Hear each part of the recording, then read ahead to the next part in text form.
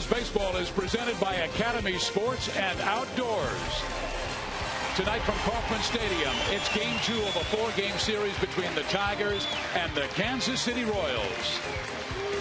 And we come to you tonight from the Kia Diamond Club, right behind home plate. Steve Physioc, Rex Hudler with you. And it's really going to be a lot of fun tonight because we're with the fans, the great fans, with great food, and it's going to be a great fan experience. Are you kidding me, Fizz? Call the cops. We're with the people. It's not every night we get a chance to sit in the stands, and I can tell you only a handful of times in my life have I ever sat in a crowd at a baseball game. I'm excited. Danny Duffy's got one of the best left-handed fastballs, so we'll be behind home plate watching it sizzle in there with that great breaking ball as well. You know, nice to have a perspective of the fans down here, and I'm looking forward to it, Fizz. But if Duffy's on his game, he can shut these guys down. He's done it before. He can do it again, and they're really counting on him to hit his spots and change speeds. Last time they hooked up was 3 weeks ago, and Sanchez outdueled Duffy 2-1, but both pitchers pitched very well. Yeah, no, Sanchez, he's very stingy when it comes to giving up runs, and the Royals know that, their offense, you know. But so you get some guys on early, you pop one out of the yard, you get the lead, you get the momentum, and you do what they did to you last night, get them. The Wonder Dog is a fan experience. You're going to have fun with the people tonight? I can't wait, Fizz. Hopefully we'll get a foul ball or two as well. He's driving the bus tonight. And we come to you from the Kia Diamond Club, Tigers and Royals. Joel will be back with us right after this.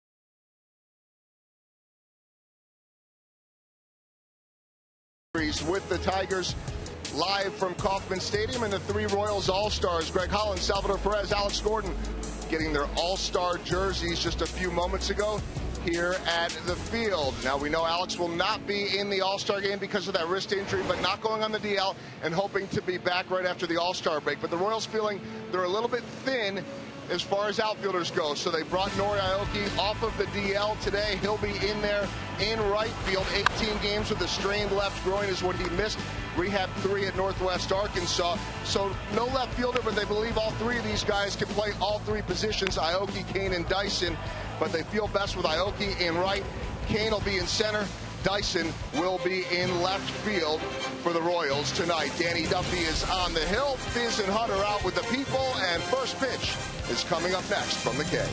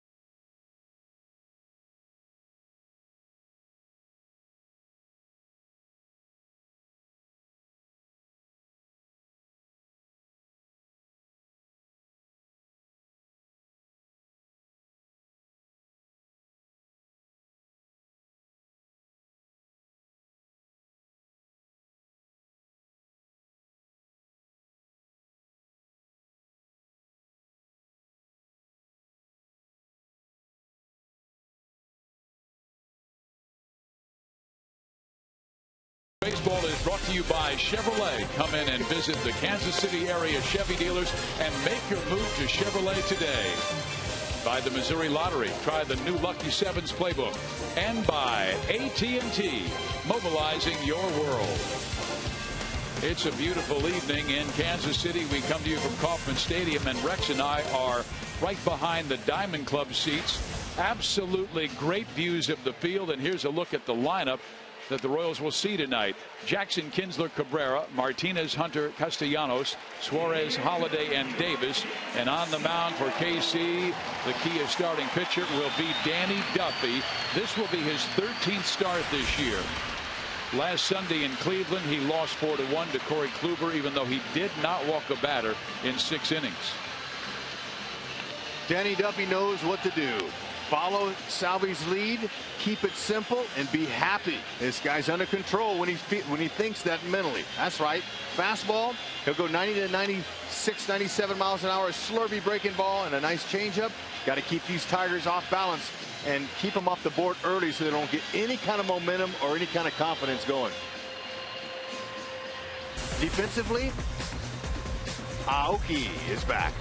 Okay, Nori's back, and he's going to get a chance to hopefully drive that bus in that leadoff spot. Dyson's getting the left field call. Lorenzo Cain in center. Hopefully, there's multiple bus drivers out there tonight. Nora Aoki missed 18 games because of that injury to his left groin, and he was out since June 21st. He was only 1 for 10 down at AA Northwest Arkansas. What will he need to do to get his timing back? Just take that first pitch and drive it in the gap and hit a double and stretch it into 3 and turn this crowd on here on Friday night. That's what he needs to do and get himself some confidence going early. You're always pedal to the metal. Well, let's take a look at our umpires. The crew chief Bill Miller is at second base tonight. Chad Fairchild is behind home plate. Vic Carapaza is the first base umpire, and Adam Hamari is the third base ump. The Royals come in at 47 and 44. They're 5.5 games back of Detroit after the Tigers wore them out last night 16-4. The good news about last night, it only counts as 1 loss. Yeah, and the other good news is it's over. Yep. Yeah, they've watched that down a long time ago. Time to get out and attack, execute your game, and try to get some early lead. And that's going to be the big thing. Shut them down first. Because yesterday they jumped on Guthrie for 3 in the first. Boy, our view is absolutely sensational. As we told you, we're coming from the Kia Diamond Club, located immediately behind the Bats Crown seats in section 126 through 129. So we're right behind home plate watching Duffy deliver to Austin Jackson. Oh, and he hits the ball to center field and deep, and that ball will be off the wall, and Austin Jackson will have 2. And much like last night, Jackson opened with a single, and he was one of 3 Tigers to score. Sitting down here amongst the people in the Diamond Club, you can hear the sounds and you can smell the smells of this beautiful ballpark, but that was loud. I'm glad it stayed in the yard. Well, the Tigers have been incredibly hot, winning 15 of their last 20 and averaging 6 runs per game. They've scored 34 runs their last 3 games alone. They're red hot. Only thing that can cool them off is good pitching. Hit the spots. Jackson with his 19th double this year.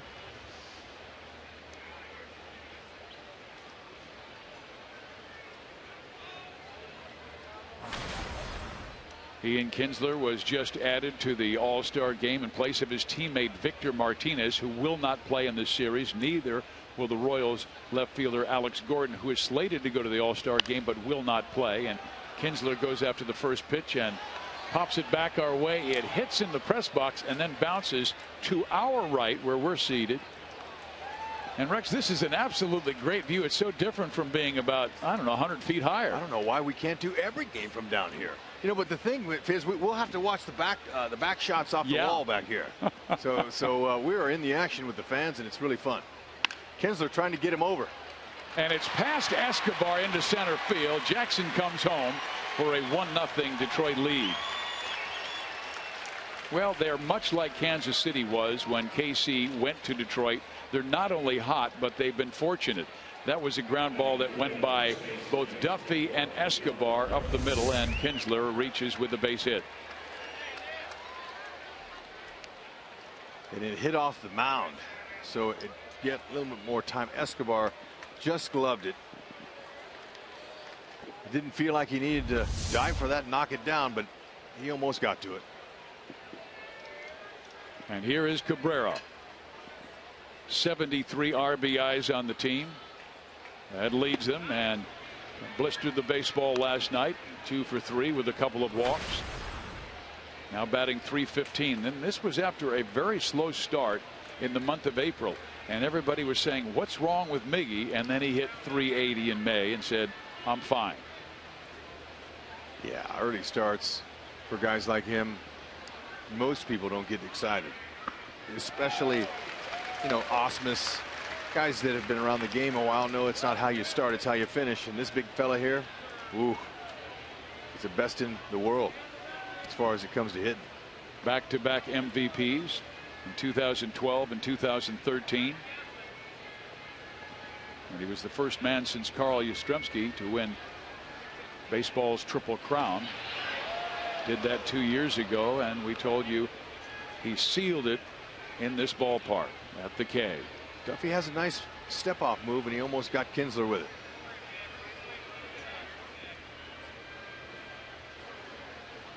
Kinsler knows well about that step-off move.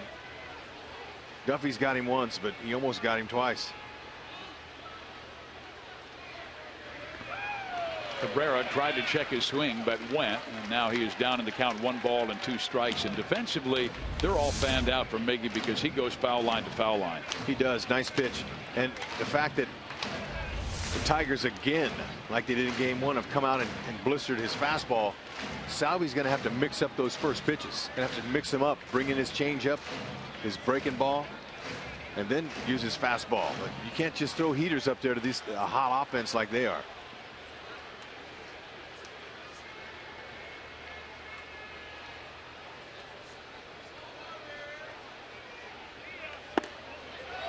The wind is also coming out of the southeast, excuse me, and roaring out about 15 miles an hour. That last pitch awfully close, but Duffy does not get the call. Interesting numbers against left-handers, only batting .270. He doesn't see as many lefties. He's just used to raking righties. Great inside out swing.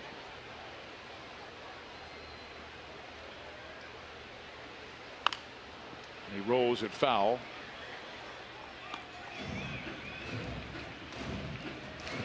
Duffy trying to get his first out after Jackson doubled and Kinsler singled him home. Tigers jumped on Jeremy Guthrie for 3 runs and sent 7 men to the plate in that first inning.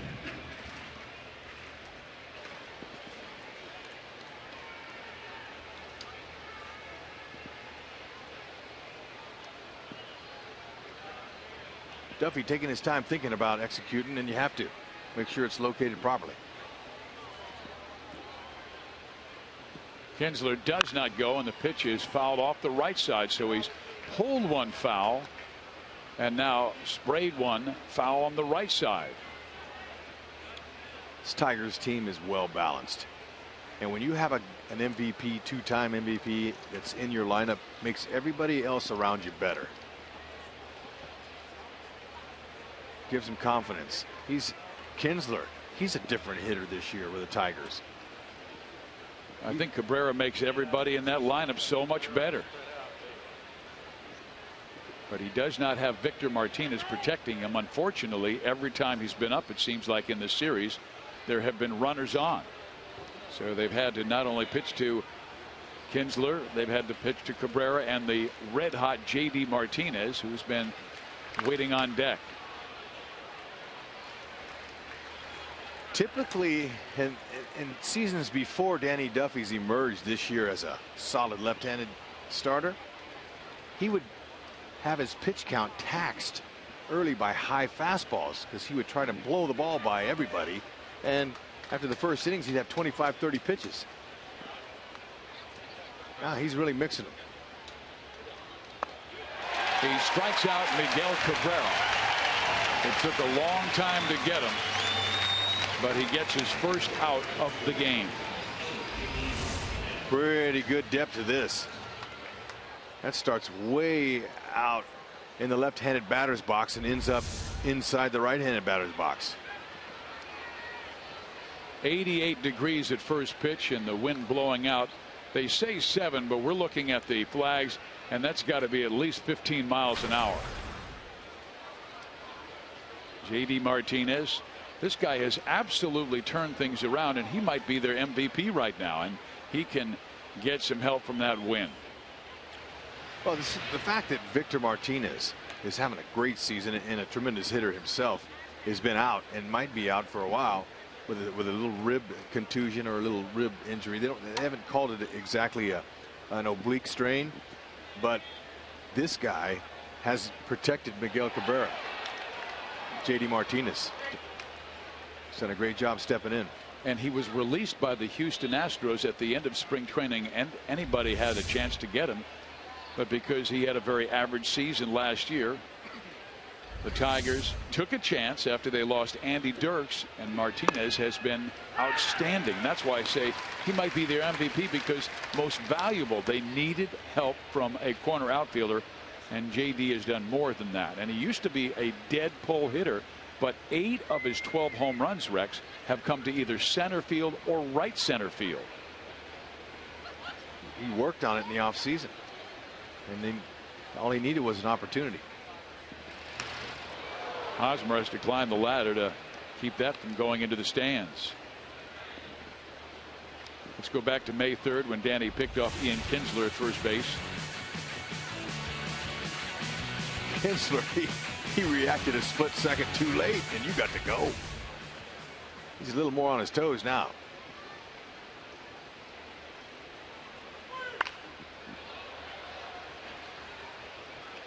And they all know Salvi will throw behind you if you're a base runner. It doesn't matter what base it is.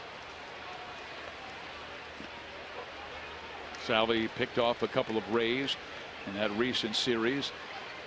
The Royals took 2 of 3, and it was Salvador Perez's 9th inning home run that won it and sent the Royals home happy.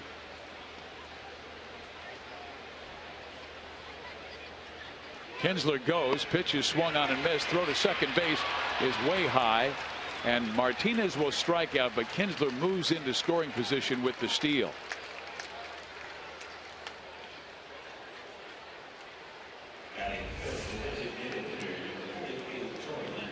A little bit late on the swing.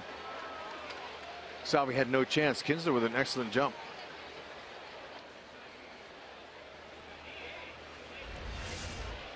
Wow, Fizz, looking at some of the food they're bringing down here to the people's making me hungry.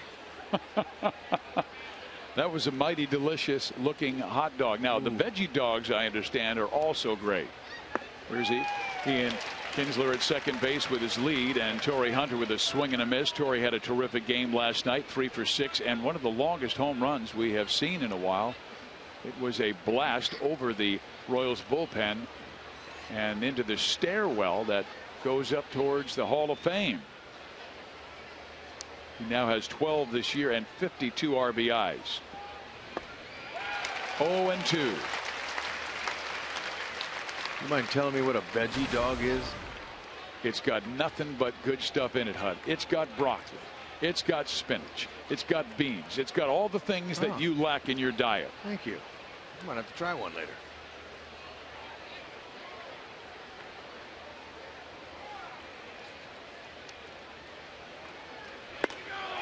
Well, Danny Duffy goes up the ladder to Torrey Hunter, strikes out 3, but gives him a double, a single, and a run in the inning. 1-0 Detroit.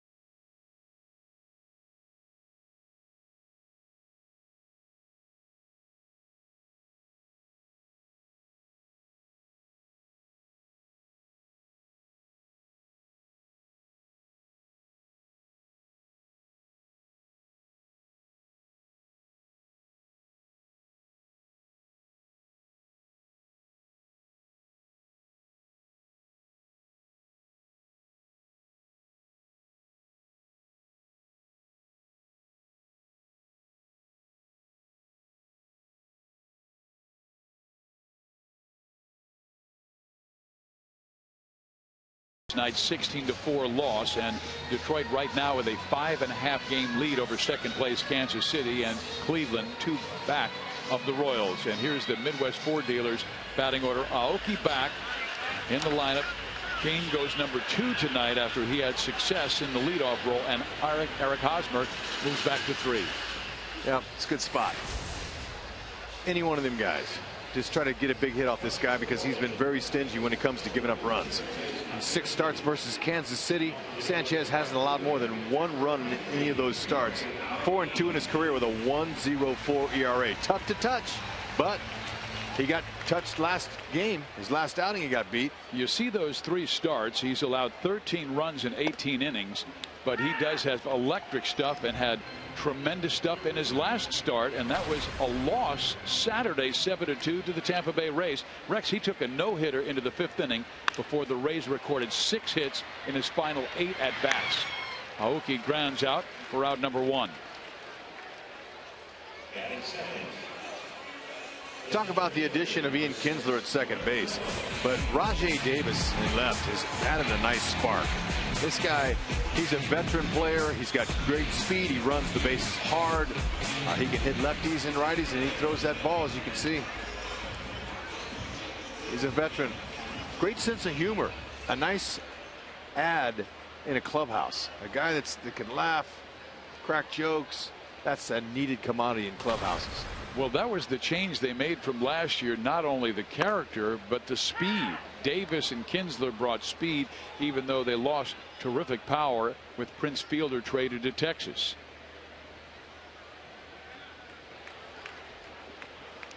Lorenzo Cain, he was 0 for 5 last night, but 4 times up he really struck the ball sharply. Just a reminder, as you enjoy a cold one, to look forward to Miller Time later in today's game, brought to you by Miller Lite. Kansas City Royals will be looking at a 2-seam, 4-seam cutter fastball. He'll go 91 to 95. There's that 2-seamer, good sink. He's got a really good curveball, excellent changeup. He'll throw to lefties and righties. So he's got 4 nice pitches, and he's a smart guy. Changes speeds well.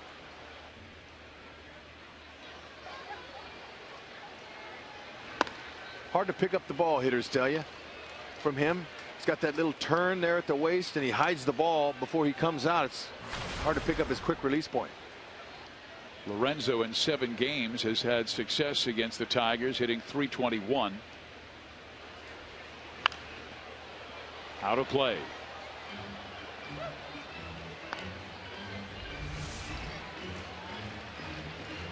Okay, see how he hides that ball? He's got a nice little hip turn. Can't really pick up that ball till that point there. Hitters like to see the ball whenever the pitcher shows it to him.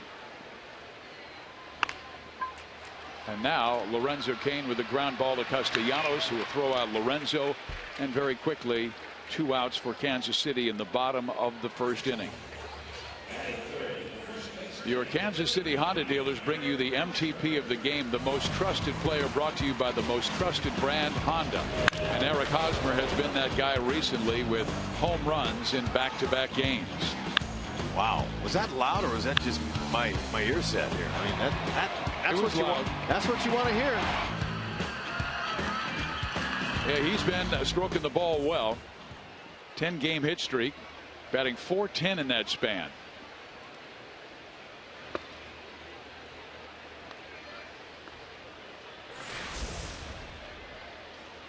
16 for 39. But one thing that really impresses you told me last night, Rex, the number of walks he's received recently. You gotta have those. You're seeing the ball more. You're making the pitcher throw strikes. You're calmer. He's been a lot quieter as far as his body. A lot of moving parts in Eric Hosmer's swing, and folks know that. I remember Royals Hall of Famer George Brett telling the guys last year, hey, if you get 1 walk a game, that means you're 1 for 3. That's the difference in a .250 batting average if you're 1 for 4 and .333. Better believe it. You get a walk and a knock in a ball game, and your average is going to be good. You're going to hit over 300.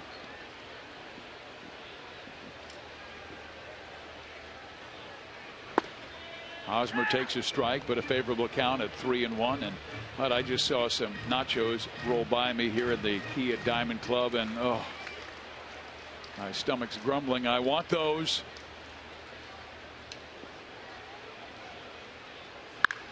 That is ripped to right field, and he continues to strike the ball sharply. Eric not stopping at first, going to second. He is there with the double.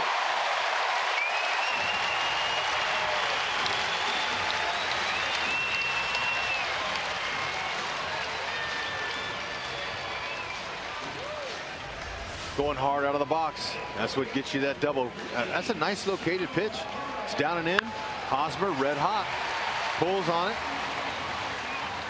Sees the ball in front of him. Says, you know what? I can beat that. Gonna have to make a perfect throw to get me. Phantom cam shows you great head position. Staying down on the ball, and he hit through it, because you could show on that Phantom cam how he hits through the ball and his hands don't roll over till after contact. Rex, do you think it's more plate discipline than mechanics with Eric? Absolutely. He's got to just see his own pitch. He knows what to do. We're pretty deep into the season now. These guys got over 200 at bats. It's all about hunting out your pitch. Salvador Perez will try and tie it, and he hits it foul. Now he's down in the count 0-2. Take a look at the hands. We have a great shot with this Phantom cam. It's through the ball, and they didn't even roll until they got up over his shoulders. Very hot swing. Love to see that guy dirty in the first inning. He is in the game, and Salvador Perez, who was the star of their last win on Wednesday night with that 9th inning home run to beat Tampa Bay 5-4.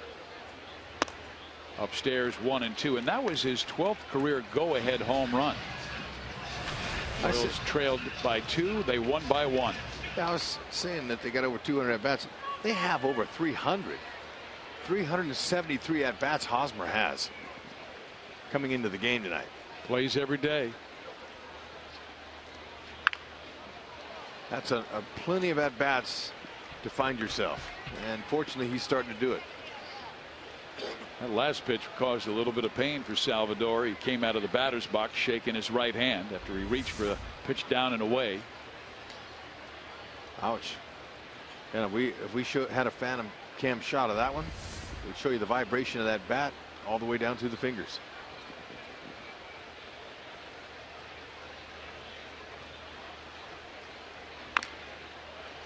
Again, Sanchez goes away and backs off his usually low to mid 90s fastball to 87 miles an hour for a 1-2 count.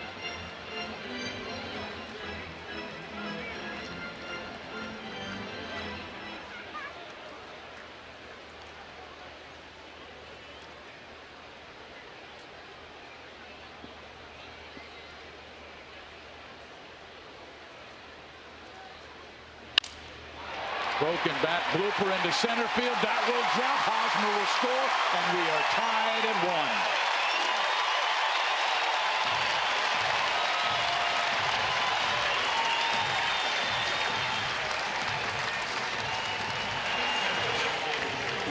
1. Perfect time to let your bat die a hero on that one. He battled it, fouled off many pitches, tried him up and in. It took his bat, but not before he got a knock and a stake attached to it. Perfect, ties it up. Rex, I really have to credit Eric Hosmer, because when he got that double, he got it out of the batter's box. He hustled to first, rounded first hard, and just took off towards second base. And Perez's broken bat base hit is able to score him because of all-out hustle. Fizz, it's on. It is on tonight. These Royals have to be able to answer that whooping they got last night. Here is Billy Butler, got his first home run in 88 at bats, launching a shot into the left center field seats. Got a high fastball from Drew Smiley and hammered it out.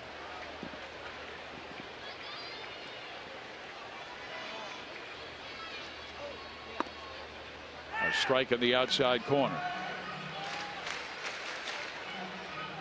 Billy has always had good numbers against Detroit. Came in hitting over 320 with now 11 home runs against the Tigers.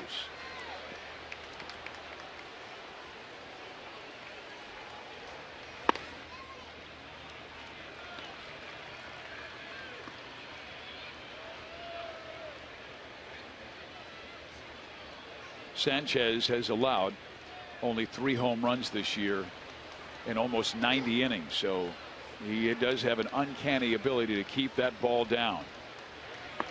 He does, but like any other pitcher, they make mistakes, and it's up to the hitter, if you're going to have success, especially in a hitter's count like this, to hunt that pitch out and try to barrel it up.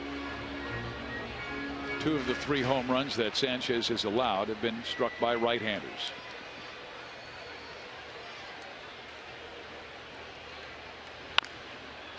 Three and 2.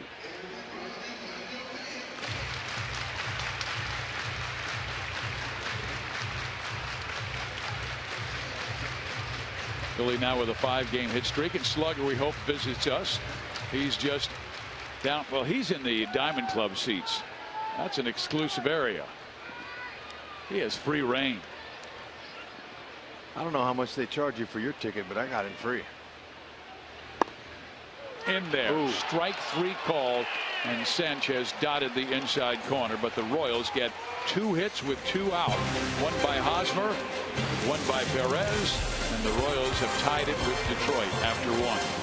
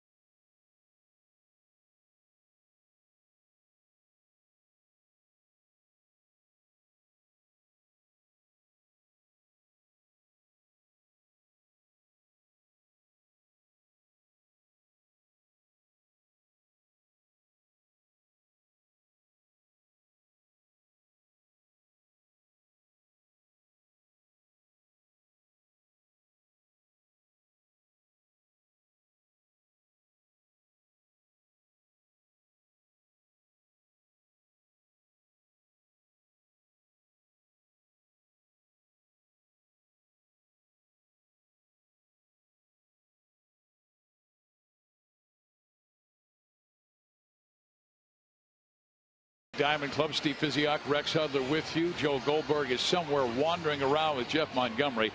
But this is a blast, Hud, be down here with the people in the Diamond Club. Oh, it's been fun. I tell you what, broadcasting the baseball game is a beautiful privilege to have. But being down here, seeing the live action close to the field is special. And this is what's taking place on Tuesday, the All-Star Game. Baseball's best gather in Minnesota for the All-Star Game in what promises to be an unforgettable night. Special coverage begins at 3:30 on Fox Sports 1, followed by the 2014 All-Star Game Tuesday at 6:30 on Fox. Danny Duffy will face Nick Castellanos. There's not going to be a greater Hall of Famer, first ballot, than Derek Jeter. So it'll be great to see his send-off in this All-Star Game. Excuse me, Amanda. Hey, we heard you got great food here. Is there any chance you could serve me and my partner up some? Hey, great. How about the veggie dog? Is there such thing as a veggie dog here? I don't believe that there is a veggie dog. There's not. Fizz, you lied. No, it's the one with the broccoli, the spinach, and the beans in it. Well, that's okay. We're hungry. Bring us the house special and put it on Fizz's bill. Exactly. House special. And could you bring us some fish oil? Thanks, Amanda. We really appreciate your service. Pepsi, too. I'd like a Pepsi, please. Thank you. I'm going to go stay with my green tea. Matches your teeth. Oh, here we go. Danny Duffy with a 2-2 pitch to the rookie Castellanos. I didn't know you were going to do that.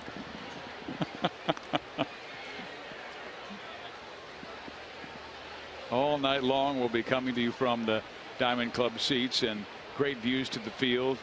And for the fans, we're down here. They've got padded seats for comfortable seating, in-seat service on select menu options. It's really a great time. And fans, it's not for just season ticket holders. There are tickets down here available for every single game. And you can get them on a per game basis or get your season tickets as Mike Moustakas throws out Castellanos. So nice to be here. We're the greatest seats in the house. Of course, there's not a bad seat anywhere in the K. And I've had a few seats opportunities out here. All-Star Game, I was down the line, great shots, but this is really special. This is our view tonight. And John's giving you a look at the Diamond Club box seats, which are located directly behind those Diamond Club seats. You know, it's a warm feeling down here. Now, I'm not talking about from a heat perspective, but this is a great crowd. You can feel the energy in it. This is a good night for the Royals to get a W. Great fireworks show after the ball game.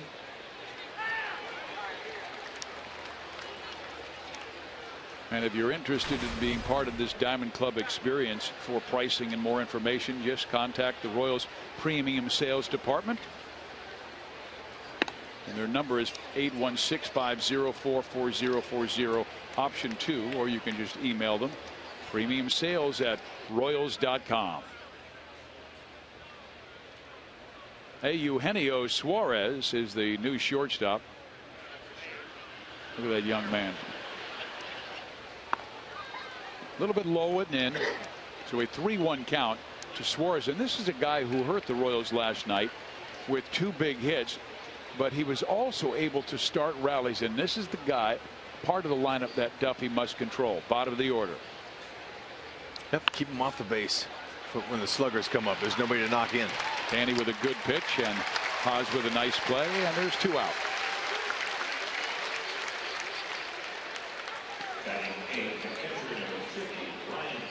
You know, it's also true that they say the closer you get to the field, the faster the game is when you get closer to the field. But for me, I'm fortunate enough to be able to play out there on that field, but it is true.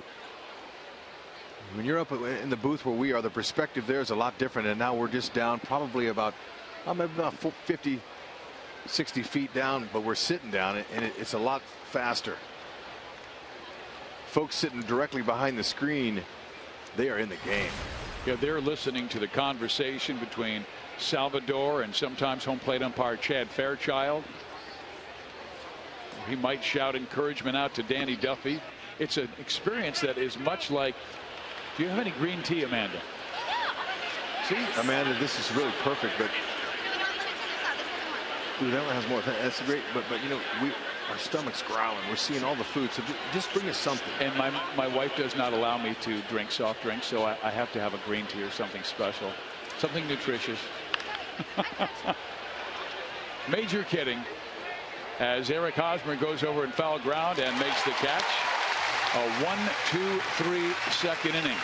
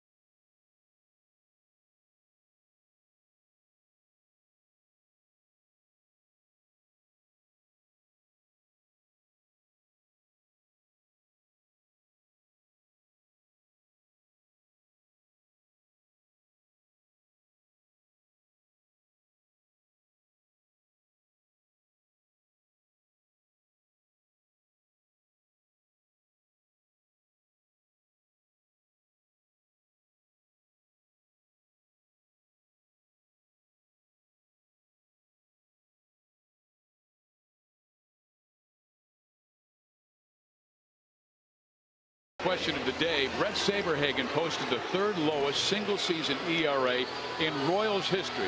Who posted the lowest? Was it Greinke, Hedlund, Nelson? Well, text A, B, C, or D to 432-432.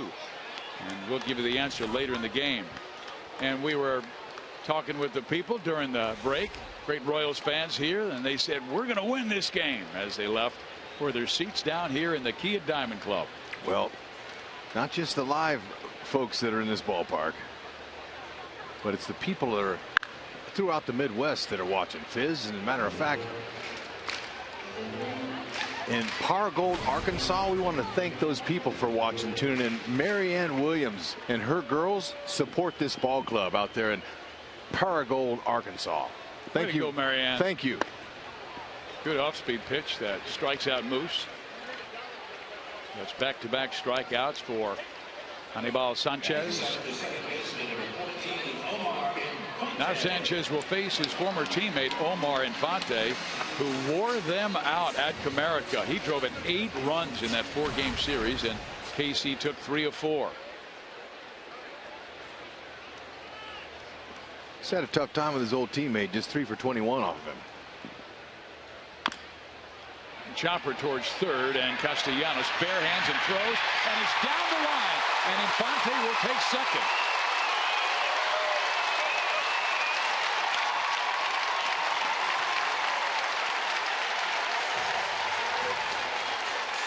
That will be a single and an error. At the minute he topped it off the plate, he knew he had a chance. Now Castellanos has made a nice play on the pickup, but he whipped the throw. That ball bounced, it had English on it, kicked toward the third base line, so the focus on catching that ball was extreme, but he was able to do that, but had no chance on the throw. Do you think it was a pocket ball that he should not even made the play on? Yeah, but he's young. He wants to show the world he's the best. These guys are very competitive here. He was expected to be an outfielder until they made the trade and lost so many at the beginning of the season with injuries.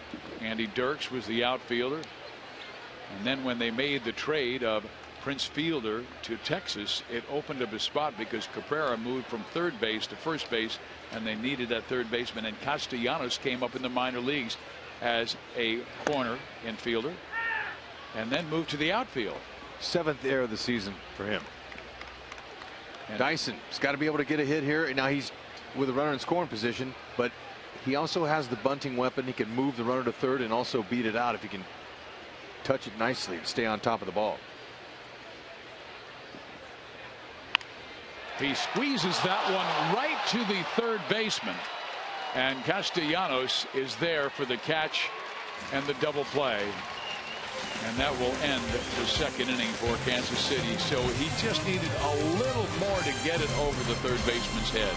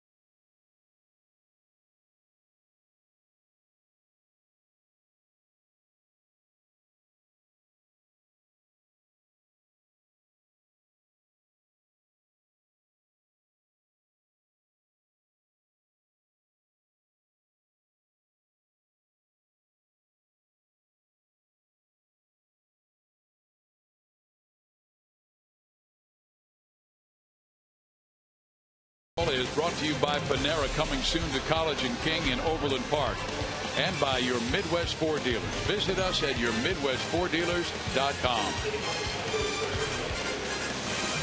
Here at the K, it's game 2 of a 4-game series between the first place Tigers and the second place Royals, tied at 1, top of the 3rd inning, and we're having fun in the Kia Diamond Club. There's a family of Royals fans. We really enjoy it down here, Rex. It is a beautiful view on a gorgeous Friday night, and everybody comes from all parts of the Midwest to be here, not only for tonight but for this series, and then they get a great fireworks show after the game. Rajai Davis having an excellent season, hitting .289. Here comes the grub. Hud said he's hungry. Oh. Look at that. Is that the veggie dog? We've got Amanda here bringing us wonderful food, and we were just joking because there's nothing like Gates barbecue and Billy Butler's barbecue sauce, and thank you very much for sharing. Amanda, thank you. Make sure he gets the bill. Thank you. we're gonna work it. Nothing's changed, whether it's on the road or at home. I'm picking up the bill. That's right. Thank you, Amanda. Thank you very much. Oh man, it's got bacon on it. Look at that. Anything greasy is good. Tomato. Ooh, life is good. But we have no room for it. How is it with that green tea? I'm going to give this to Doc. Doc, you got to be hungry. Foul back. Good thing that net's there, huh? You got that right. Davis down in the count 0-2, and Hud's going after it right now. How's it taste, buddy? Solid. Love it.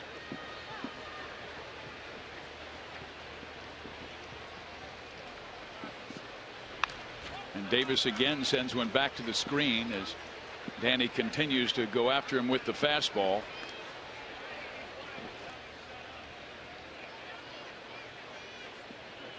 All Diamond Club tickets have access to the Diamond Club Lounge as well, and it's a climate controlled atmosphere that is perfect for socializing. So on one of those hot humid games, you can go in there and have a cold one, enjoy the game, talk to your friends. Whenever a foul ball goes over the screen, and I don't see it much from the booth up there because we have it, it's a controlled, it's a short, small area. Everybody watches the flight of the ball down here. They all watch it to see who can make the play.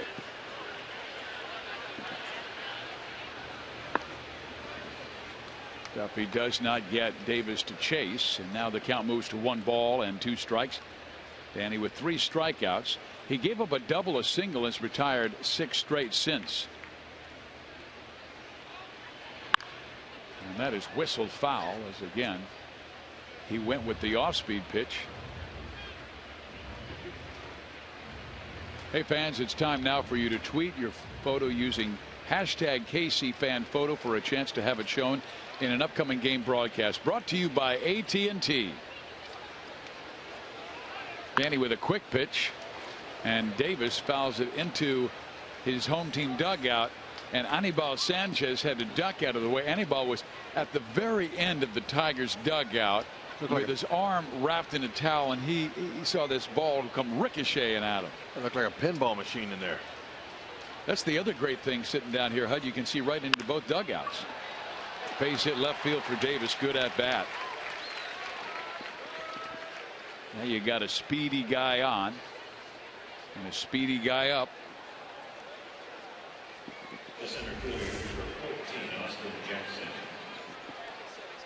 11 pitch at bat, he won it.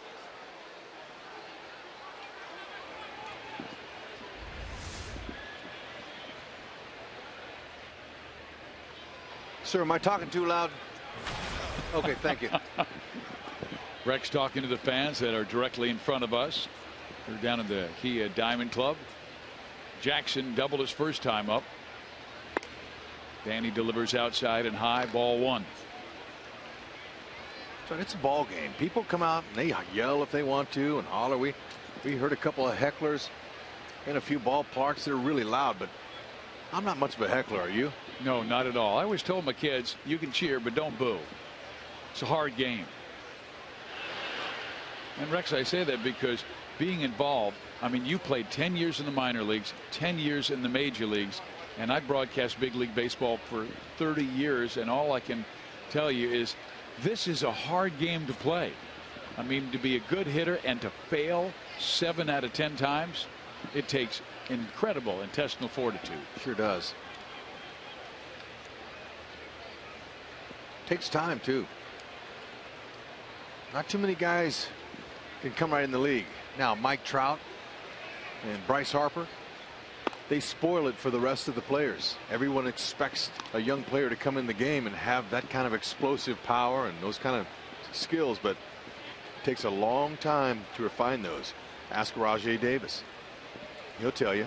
He is now 33 years of age, but spent so many years in the minor leagues, and really he's only become everyday player the last couple of years. And Jackson with his second hit. Boy, they are all hot coming in here. Well, they're not missing. That's what a hot team does. You can see guys swing on balls that are right over the middle and they foul them off. But when you're hot, you don't miss them. You hit them directly out there. They had 19 hits and 16 runs last night. And as I told you earlier, the Tigers have scored 34 runs in their last 3 games. They swept the Los Angeles Dodgers, knocking them out of first place in the National League West. And so now Duffy gets together with his teammates to discuss how they're going to defend Kinsler, who is a good bunter, and he's also good at going to the opposite field, as we saw yesterday. Well, fans, come out to the K for the second bobblehead giveaway of the season tomorrow as the Royals host the Tigers. The first 10,000 fans to the gates will receive a Salvador Perez bobblehead courtesy of Hy-Vee and Farmland. Gates open at 4:30, so arrive early and get your bobblehead. Go to Royals.com or call 1-800-6-ROYALS now for tickets. Kinsler, dangerous hitter. 50 RBIs. But fans, come and get yours, because I'm going to tell you what, I got mine already. Got it in my briefcase, carry it with me. And looking forward to showing it off, especially to my young kids when I get home. They'll like it. Salvi likes it. That is tomorrow night, game 3 of this series. And for the Royals, it will be James Shields, who had a spectacular performance in his return to Tropicana Field. First start he had, because last year when we played at the Trop, it was an unusual situation where he was not slated to go. 7 shutout innings in a win on Monday. Breaking ball in there. A high strike called to Kinsler. Shields will be opposed by Rick Porcello, who's been pitching very well and in June had back-to-back shutouts.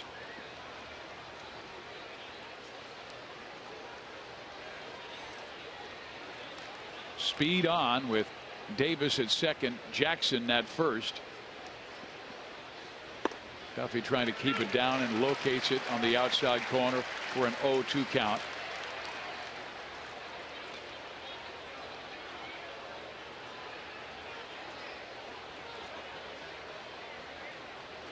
Tigers scored in the first on Kinsler's single. Royals scored in the bottom of the first on Perez's single.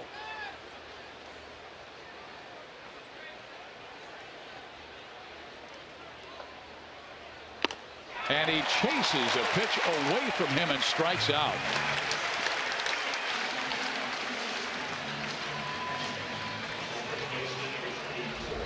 Duffy had a little hair on that fastball there.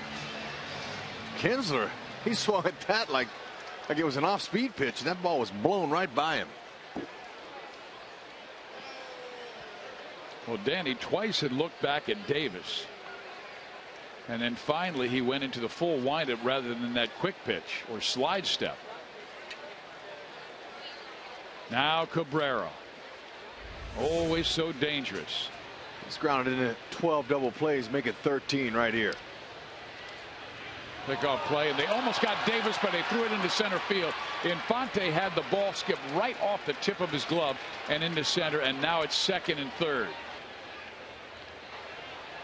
Can't roll a double play now.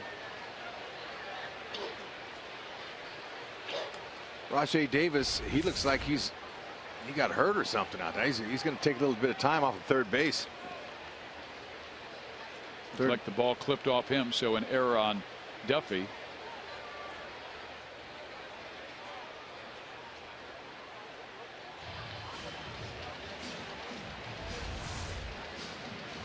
Third base coach Dave Clark had to take a little time with Rajai Davis. I don't know if he was winded or if he got clipped by that ball. Rex, that's the Royals' 52nd error this year. 15 have been by the pitching staff. It's an amazing number. I bet that's probably the top number of errors made by a pitching staff in baseball. Oh, it is by far.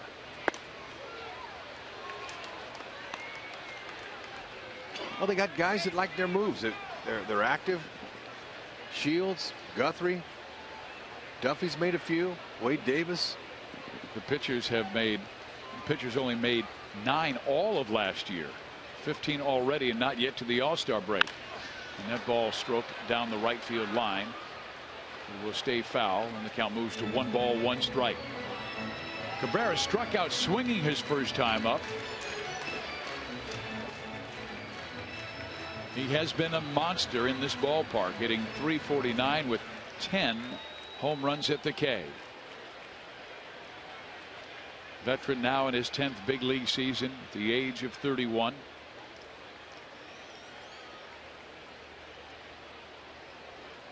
Tigers signed him to a big contract before the year began.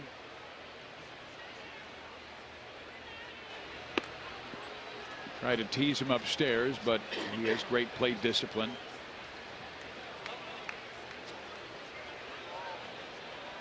Cabrera, one of the best in the clutch. He was down in the 200s in April. Now at .381 and leading the American League.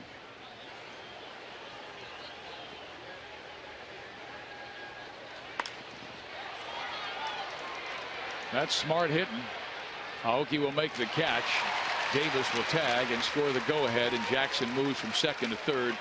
But Cabrera just so smooth with his stroke, Rex. He didn't try and do too much, just got enough of it, got underneath, and hit the fly ball that the Tigers needed.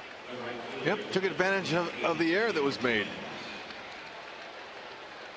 But with J.D. Martinez coming up, let's go to Joel. Well, some interesting notes on J.D. Martinez as we get to know him a little bit. He's friends with Eric Hosmer, Danny Valencia. They're all from Miami, and then he has connections with a few other Royals too.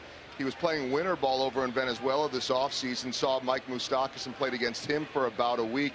And then also Salvador Perez saw him in winter ball, played against him, and they have been all-star teammates at the AA level in the minor leagues when they competed against each other, and then teammates in the All-Star game, also teammates in the All-Star game in Venezuela. He is a huge Salvi fan. But you guys were talking before about what's made him so good, and Hud, you're right, he finally got a chance, but he did some major things in the offseason. He changed his swing, and one thing he did was he watched a lot of video, not just of himself in making the big change and lowering his hands, but he scoured the video of Miguel Cabrera, Ryan Braun, and Alan Craig wanting to use all fields, and he does that now. Duffy throws low. Sal was asking for it upstairs, and that's interesting you should say that, Joel, because J.D. Martinez himself was watching video and then broke the video down in frames, and he said, I was through in like 3 frames, and Miguel Cabrera stayed in that strike zone about 7 or 8 frames. Man, I'll tell you what, that is studying hitting. When you break it down like that, a lot of guys, they just want to see the ball and hit it and react, use their natural ability. They might watch a little video and see where their hands and their feet position are, but to break it down frame by frame like that, that's really going into detail. And he's letting the ball get deeper, taking it to right center field, having a lot of success to center and right center, and he fouls the ball off here. When you say letting the ball get deeper, that means let the ball, see the ball and hit it closer to the catcher's glove.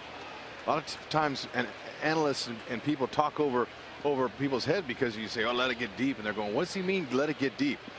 Let the ball travel, let it travel, and then put your A swing on it, and you can use the whole field. You can use the opposite field. That one there he was out in front of. Great pitch. Duffy strikes out Martinez and then screams into his glove, angry at himself for his error to advance the runners and allow Cabrera sacrifice fly to give the Tigers the lead.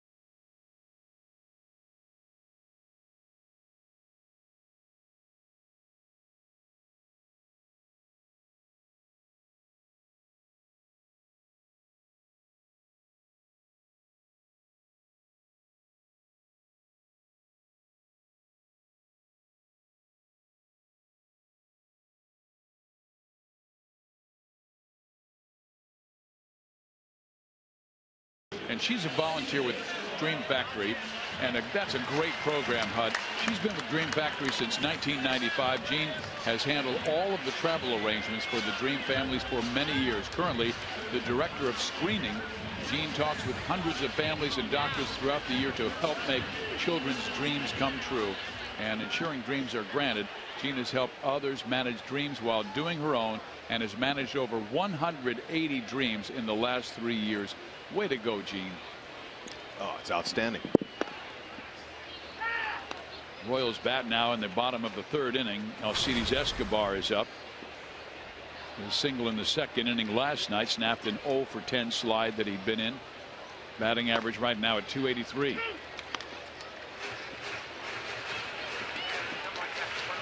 How about that? Go Royals. Good sign. They're for both. They're for everybody. Straight back our way.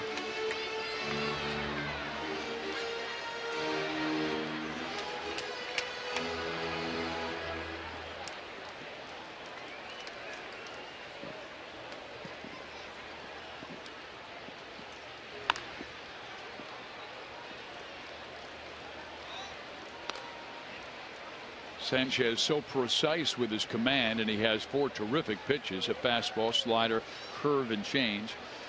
And because he throws them any time in the count, I mean, he only throws his fastball 45% of the time. Ground ball short. Suarez. 1 out. Yeah, but one of the reasons that the fastball is the best pitch a pitcher can throw is because you turn that into 3 or 4 pitches. He sinks it, he cuts it, he 4-seams it, and then sometimes he'll just throw a BP fastball. That means just takes a lot of speed off of it. So you got 1 pitch and you turn it into 4. It really tricks the batter. Sanchez now to face Aoki, who came off the disabled list today. Royals sending out Christian Colon, and that had to be a tough move because Christian had played very well in a reserve role and then got a couple of starts and played well. Got a hit last night. He'll go home, and we got more food. Fizz. Oh my gosh, this is more what we're talking about. Look at that. Salmon Is pork chop. what? That ain't no pork chop. Oh, Fizz. excuse me. It's What part of the country are you from? It's duck. Aoki. How about with a duck drive that? to right center field, and Nori off to the races. He will make it to second base with a 1-out double. We just get better and better food.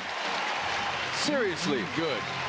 That's some duck right here. Oh man, we got a little dessert for you too, Fizz. Oh man, we got chocolate mousse coming in. Nori, nice piece of hitting there. He got a high fastball. He jumped on it. Nori, what we've seen from him most of the season is an opposite field type of hitter. But all of a sudden, look at him. Look at the expression in his face. He said, "Take that," and he drove it for a double. Royals need to see more of that. As we take this, Nori took that. That's what I'm talking about, Hud. Now, this is fine dining in the Diamond Club. Oh man, look at how tender that salmon is. That's a beautiful thing. Copper River, I'll bet.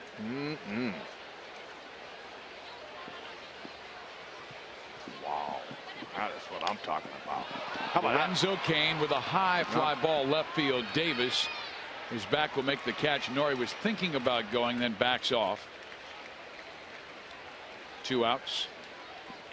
Well, parents bring the kids out to the K this Sunday for Kids Fest, presented by Subway.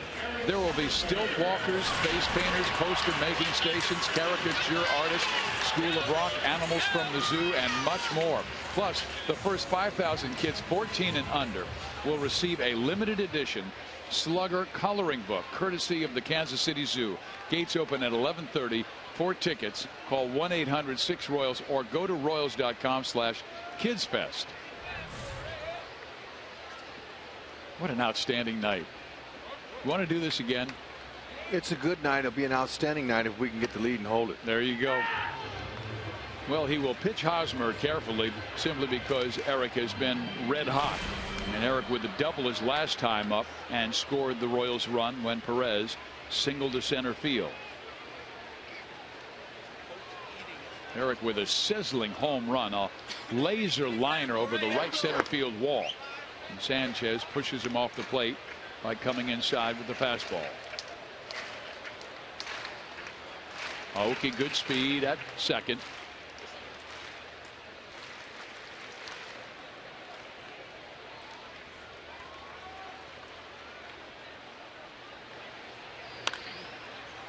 foul, and it's 1-2. What are you laughing about now?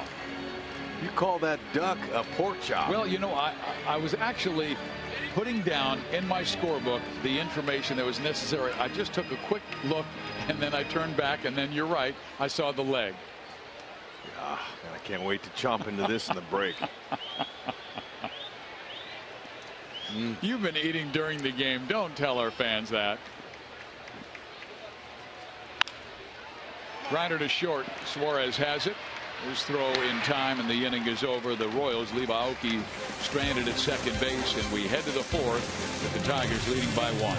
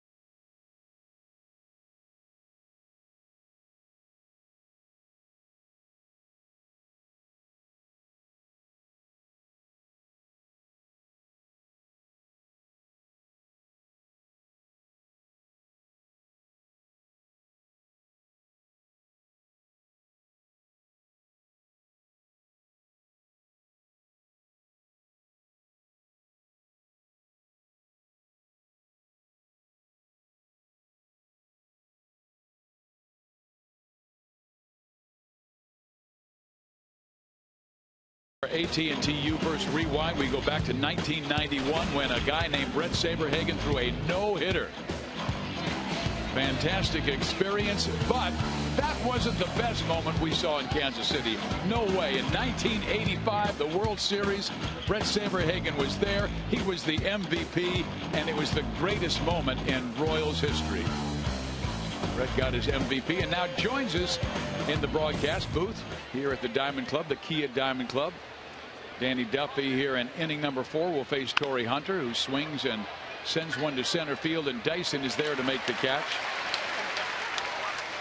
So Steve Pizziato along with Rex and Brett Saberhagen. You guys got the best seats in the house, I think. You guys are getting food delivered to you. You got the I'm not sure. Yeah, I'm not sure what's in those drinks, but I'm assuming it's probably Coca-Cola. Oh yeah, no, Pepsi's our product here. Yeah. Pepsi. I'm sorry green tea. about that. Pepsi, yes. I'm healthy. He's not. Fizz drinks green tea at a ballpark. Have you ever drink green tea at a ballpark? It's good for your voice. Oh, you're right. You're right. You're right on that. Exactly. But here we have the Detroit Tigers in town, and it's the first place Tigers, the second place Royals, and you grew up in this organization. What was that experience like back in '85? We just saw those highlights. You know what made it really easy for me to come up at a young age was Mark Gubicza being around, and how do you know Gooby pretty well? Just coming up and having somebody to hang out with. We roomed together on the road, and we roomed together when we were back here in Kansas City. Somebody to go to lunch with, somebody to talk stuff about, so we had a veteran team, but myself, Mark Gubicza, Danny Jackson, we were all really young at the time, so it made it nice hanging out with guys that you can experience that stuff with. Oh, Lorenzo Cain makes another tough catch look easy. That is special. Saves. Well, who helped? You saw Willie Wilson do plays like that. Yeah, Willie, he loved to watch him run. And he was so pretty to watch him run from home plate to third base, especially when we had artificial turf here. The number 6 too. Yeah. That really, made it look really. Isn't it nice to have somebody run down your mistakes? They ran down a lot of them too, Huddy. Thank God I played in a ballpark this big. Yeah, this is a good pitcher's ballpark. What do you think about the renovated yard now? It's beautiful. I don't even recognize it on TV anymore, except for the water features. They've really done a great job inside and underneath and stuff. It's a fabulous. How about that high-def board? We don't see any of them like it in the league. Yeah, I always say they're showing us on TV. I got a face for radio, not TV. Now you know why Fizz is on radio. Nice catch by Infante down the line. So, Saves, would love to have you stick around because we want to talk more about that 85 team. Well, I'll be here. Okay. We'll be right back. Tigers lead at 2-1.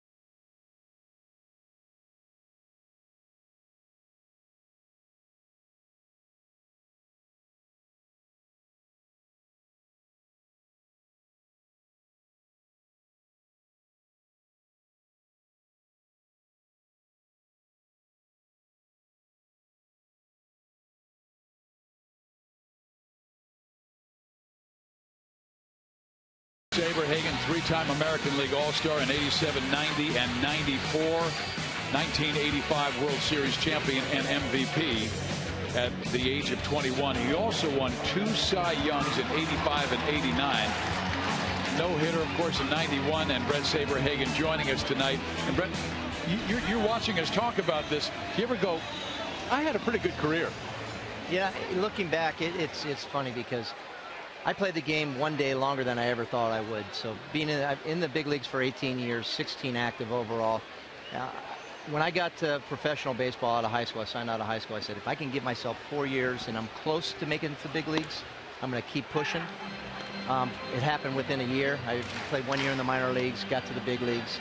And then once I put foot in Kansas City, it was like, okay, if I can hang out for 4 years, that would be great. So I played the game a lot longer than I ever thought I would. Wow, Save, you know, we have a camera up here. Show us some of your grips on your pitches that made you famous and had such a great career.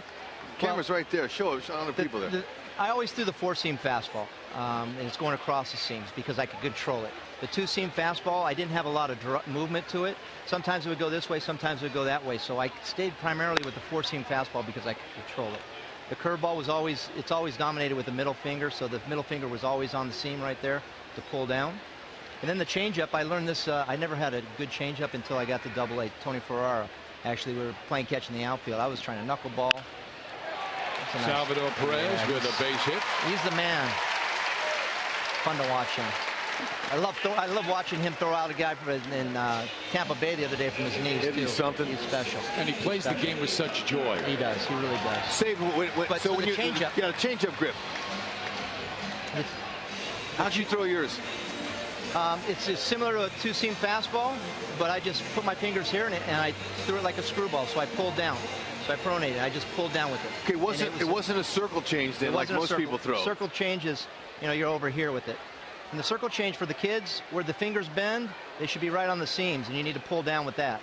but always come down with the changeup. So if you're a right-handed pitcher, it's going to go away from a left-handed hitter. If you're a left-handed pitcher, it's going to go away from a right-handed batter. Now, did you ever know hitters to watch your glove for tipping your pitches, whether you fanned it or you opened it? When a changeup, sometimes the guys open the glove. Were you aware of that? I tipped it because my finger on a curveball, I was a finesse, so my finger would open up, would flare, and when on a fastball, I grip my glove tight.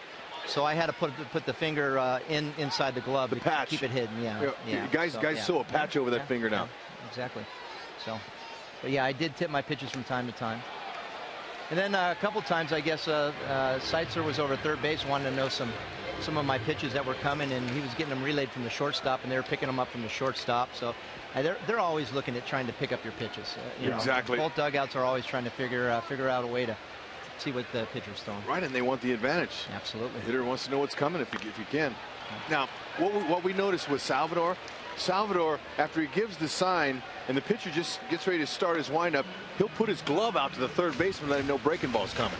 Okay. Yeah, so it's too late to be able to relay that. Right. So I've been watching some of that going, he's given his first baseman and third baseman the off-speed pitch. Right, so that's if you do it real late, you got to do it late. You got to do it real late because these guys are good. Somebody will pick it up. Exactly. They'll yell something But if you get caught trying to steal pitches or like that, then usually you're going to get a dose. Yeah, usually, at least in our day, you got drilled. If somebody was cheating. Somebody's going to wear it. Right. Nowadays, it's totally changed. I mean, we hit one guy, now you're warned, and the next guy's out. It's a totally different game. It's more policed. I wish that the pitchers threw inside a little bit more, but for a reason, not to try to knock a guy down. So I love pitching when it was cold out. The colder the better for me. Guys, how do you know? You don't want the ball in on your hands when it's cold. It's the last thing you want. So the colder the better for me. Wear no sleeves, showing them, hey, let's just get this thing on. I like it. And that's a visual body language sign. Yeah. And I talk about that a lot up here because that's the premium language spoken out there. No. It's body language. There's nobody talking smack out there. They read their opponent. You read them. Yeah, we had a few guys that hated hitting in the cold weather, and I was like, yep, I love pitching it. That's why. Mike Moustakas with a high fly ball to center field. Austin Jackson will make the catch, and Perez back to first base.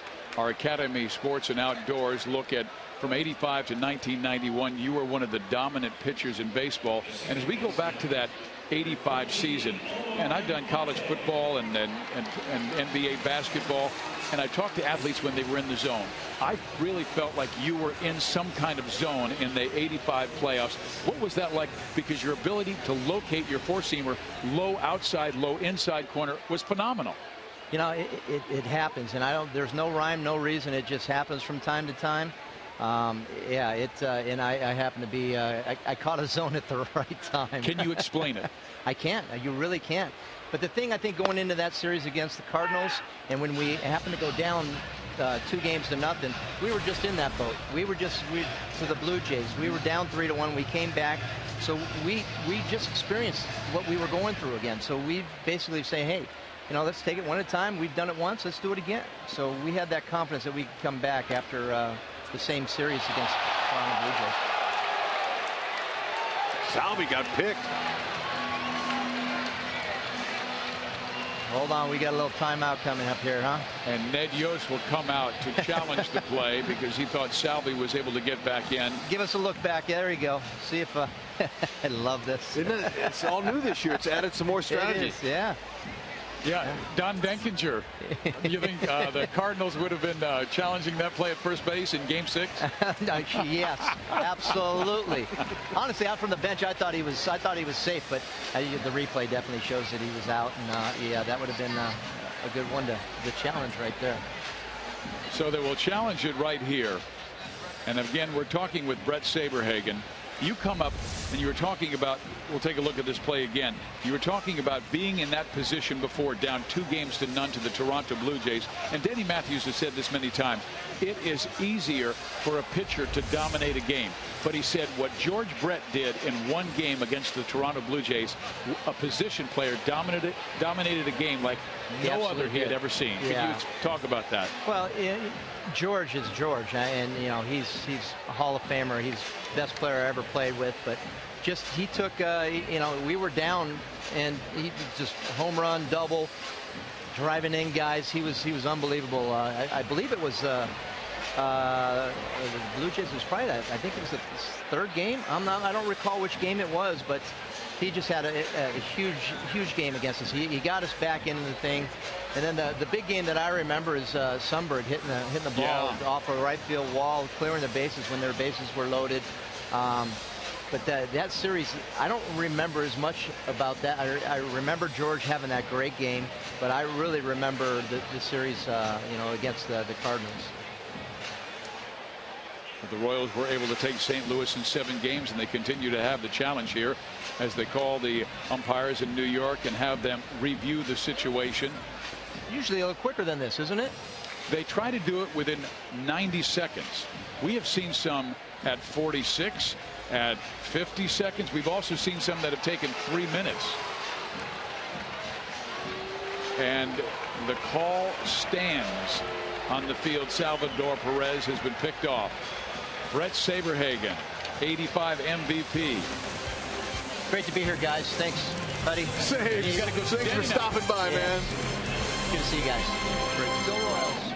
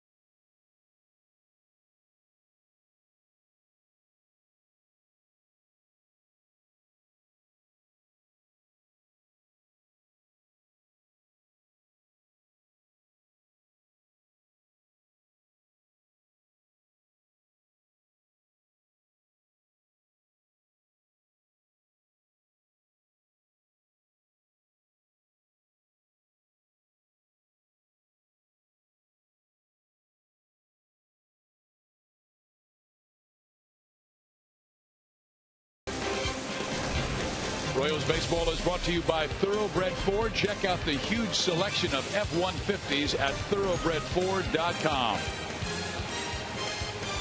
We come to you from Kauffman Stadium. Rex Hudler and I are in the Kia Diamond Club, and we want to let you know that Mizzou night is on Friday, July 25th, when the Royals take on the Indians. The first 3,500 fans who bring their Mizzou night ticket to the table inside Gate B will receive a limited edition black and gold KC Royals Mizzou cap courtesy of Rally House and Fox Sports Kansas City. Come join your fellow Tigers fans for a night of Royals baseball. Gates will open at 5:30, so get here early. To buy this exclusive ticket package, go to royals.com/Mizzou. Because if you're not going to eat your duck leg, I want it. You finished off your entire one, and I haven't taken a bite. I'm trying to listen to our great producer and director, Joe Libero, and Steve Kurtenbach, while you nosh. We're not used to sitting down here with the folks, and some of the food they've been bringing by has really been delicious. You haven't worked on your dessert, that chocolate mousse. Matter of fact, I'm ready for yours, Fizz. That's pretty good. How was your pork chop? Oh. Well, Danny Duffy back on the hill, and Danny has pitched very well in this game, but he made one mistake that broke the 1-1 tie. He tried to pick off Rajay Davis from second base and threw the ball into center field. That allowed Davis to get to third, and Cabrera got him home. Hornaday grounds out to third, and there's one out. Royals trying to even this series. Tigers won last night. They are now 5.5 games up on Kansas City, but the Royals not only chasing the Tigers, but they are chasing 2 wild card spots this year. They're trying to get to the playoffs for the first time since Brett Saberhagen led the Royals to the World Championship in '85.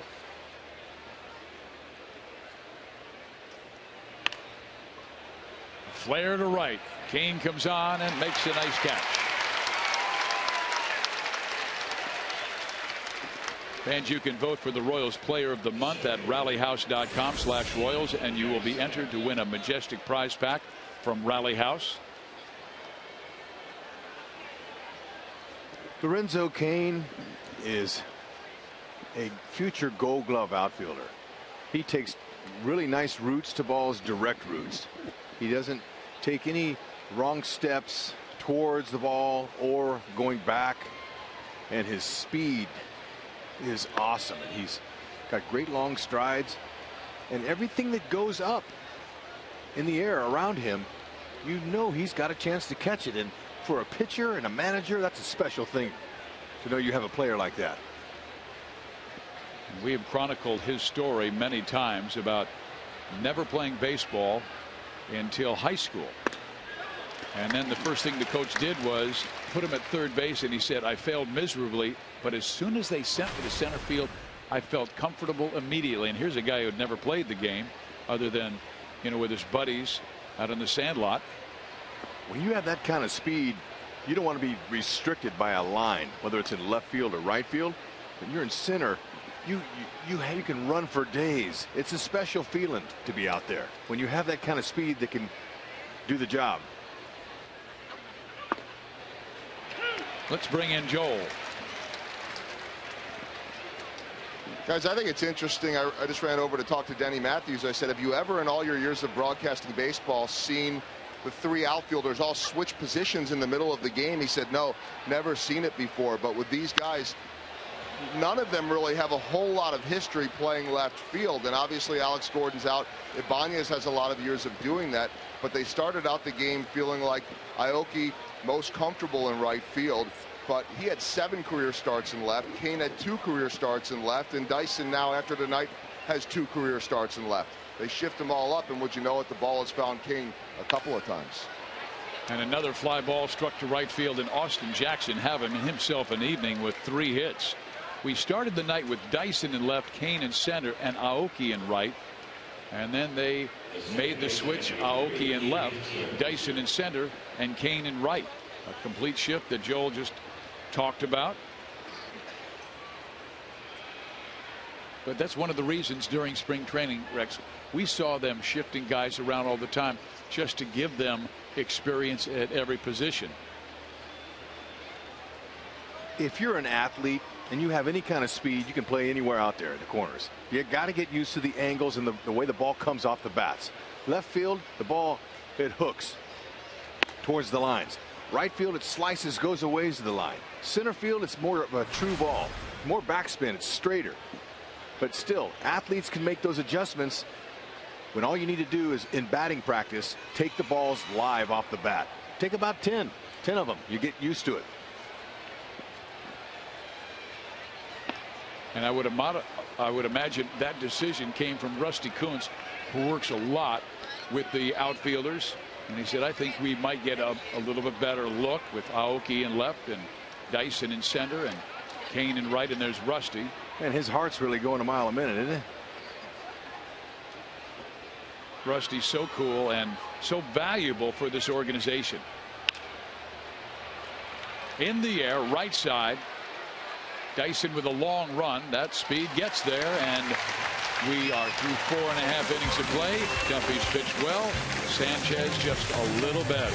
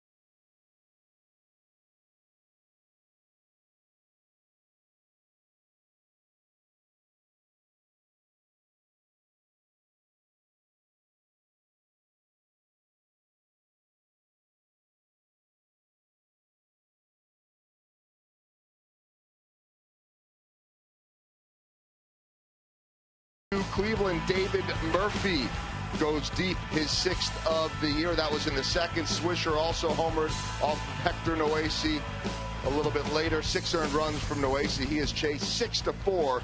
The Indians right now leading. Free veggie dogs for everyone. Thank you, Joel. Well, look at that. That young lady is eating a giraffe. And we come to you from the Kia Diamond Club tonight. Steve Physiok, Rex Hudler, Joel Goldberg, Jeff Montgomery. Omar Infante is the batter.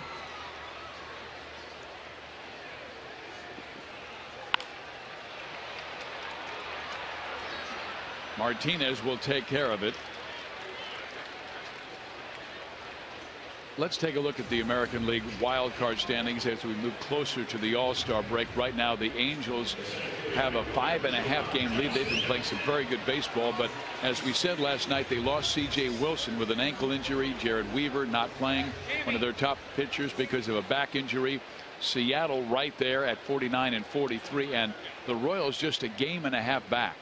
Now, this is going to be a fun run the rest of the way. The Royals just got to find a little bit more timely hitting. I think the telltale is if they can hit. The pitching's there, the bullpen's outstanding. Defense spectacular. Timely hits have been dropping down. And the guys that we have seen hit in the past, the Billy Butlers. Eric Hosmer had a wonderful last 4 months last year. He's beginning to pick things up. The Royals were as high as 273 this year with runners in scoring position, and since then they've dropped down to 267. So they've got to keep that mark up, support that pitching. Hosmer with an 11 game hit streak after doubling in the first and scoring on Perez's single. And Dyson will ground out, and 2 gone in the 5th inning. Well, the Royals, Fox Sports, and State of Missouri are teaming up to help you stop smoking. For more information, call the Quit line at 1-800-QUIT-NOW.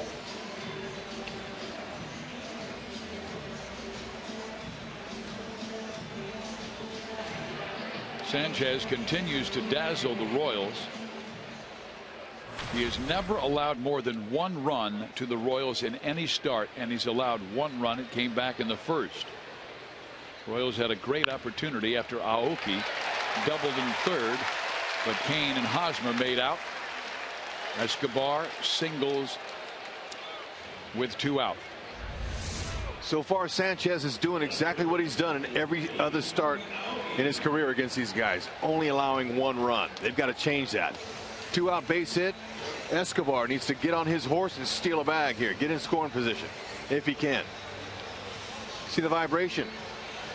Not a lot, but there was some, and it didn't matter because that ball was a knock.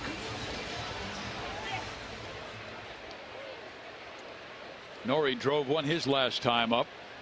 We told you, coming back from the disabled list where he missed 18 games with a left groin strain. Escobar does not go as the Tigers pitch out. They thought he would. Brad Ausmus, a former catcher, managing the Tigers. Ned Yost, a former catcher, managing the Royals. And they play that cat and mouse game quite often, and Sanchez has already picked off 1 Royal. That was Salvador to end the 4th.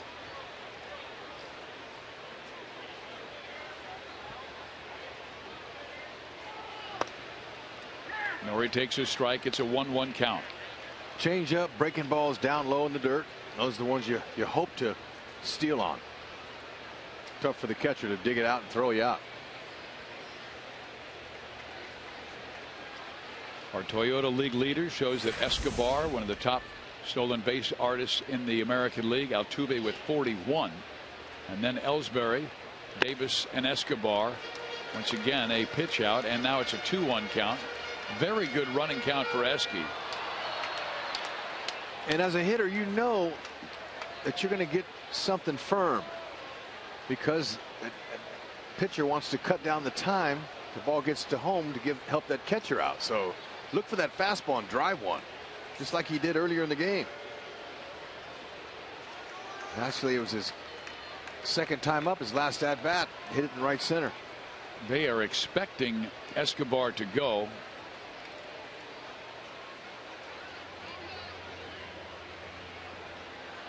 He does not, and the pitch is rolled towards the right side, but covered by Ian Kinsler, and the Royals are done in the 5th.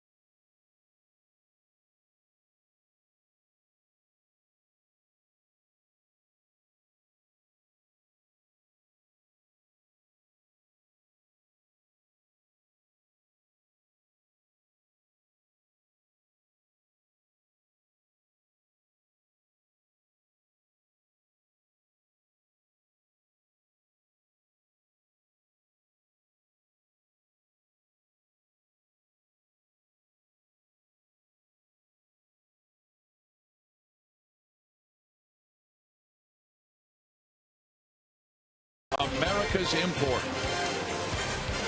Here at the K, Tigers lead it 2-1. But Tuesday night, fan, baseball's best gathered in Minneapolis, Minnesota for the All-Star game in what promises to be an unforgettable night. Special coverage begins at 3:30 on Fox Sports 1, followed by the 2014 All-Star game Tuesday at 6:30 on Fox. 3 Royals will be going, 4 Tigers will be going. Ian Kinsler was invited today to take the place of Victor Martinez, who will not be able to play.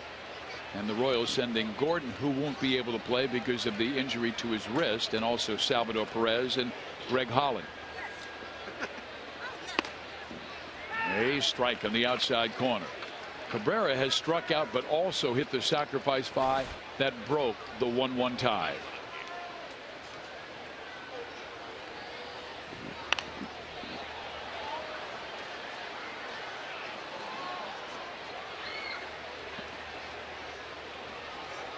He is a nine-time All-Star and headed to Minneapolis once again.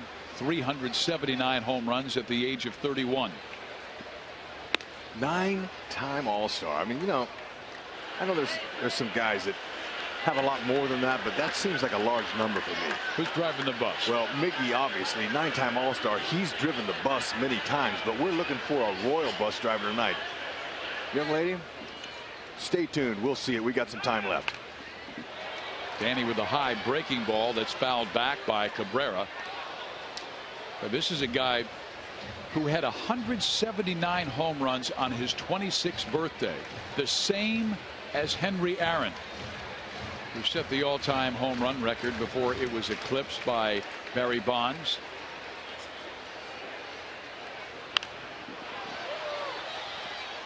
Boy, he tracks that inside pitch with speed and strength like nobody we've ever seen. He's short to the ball. And like I mentioned last night, he knows himself. He knows exactly who he is. He keeps inside of that baseball and uses the large part of the field. That's why he always hits for a high average.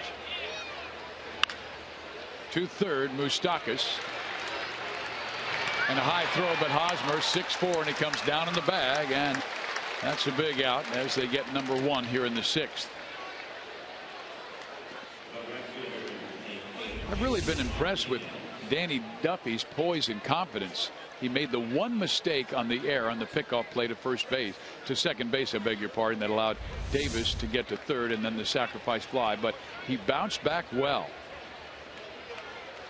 And he's always had great stuff. Just 1-5 against Detroit, despite a 3.6 ERA. Martinez 0 for 2 twice, striking out.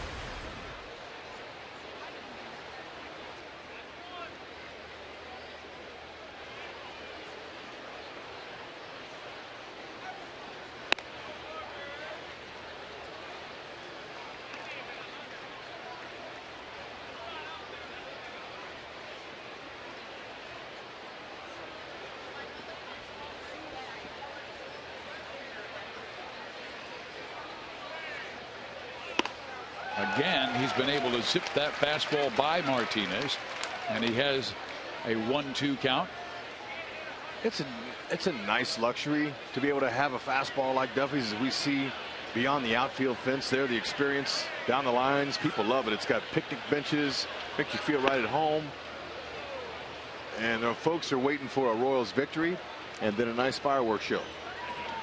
Trying to even this series at 1 win each. Detroit has held the advantage this year, winning 7 of the 10 meetings, but they dominated early, winning the first 5.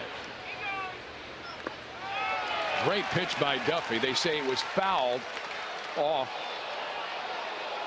by J.D. Martinez and not held by Salvador Perez.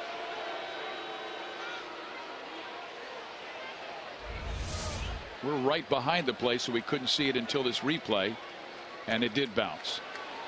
So good call by home plate umpire Chad Fairchild. Chad's all over it. Another breaking ball. Now it's a 3-2 count.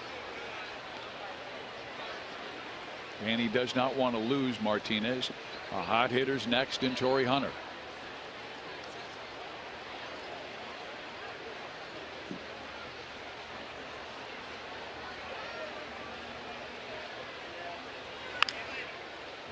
He reached for that one.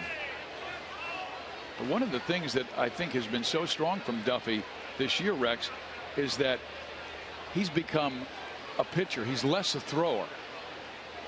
Fewer pitches per inning. His walks are down this year. He's figuring it out. It takes time. 2010, he was so frustrated, he walked away from the game. He was young. He had a few issues going on, like most people do, off the field, and he just wasn't sure. He said he had to reassess his priorities back in March of 2010, and the Royals, to their credit, they gave him time. They said, go ahead, get away from the game. Well, the time off, he said he rediscovered his love and passion for baseball. He did. And J.D. Martinez needs some time after that foul ball. Kevin Wren, there's not much you can do, and he knows it.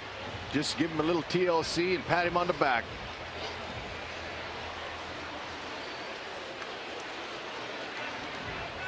Rex and I are broadcasting tonight from the Kia Diamond Club right behind home plate. How can his buddies in the dugout be laughing at him right there? That's not very nice.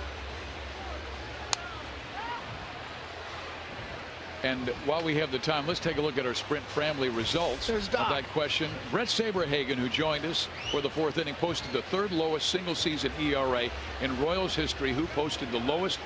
And only 11% got the answer correct. It was Roger Nelson back in the '72 season with a 2.08 ERA. 42% said Zach Greinke. So Martinez taking a long time to get back in there. And there's Alex Avila. He was smiling the most, but Rex, he's like a magnet, a baseball magnet, playing catcher, getting all those foul balls. And he struck one off of his front leg last night, that shin, and he's taking tonight off. Hornaday's catching.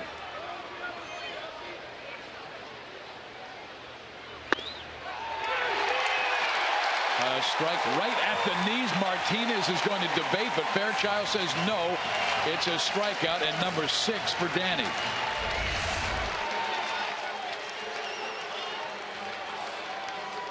That pitch is some cheese at the knees, and JD, you got to go.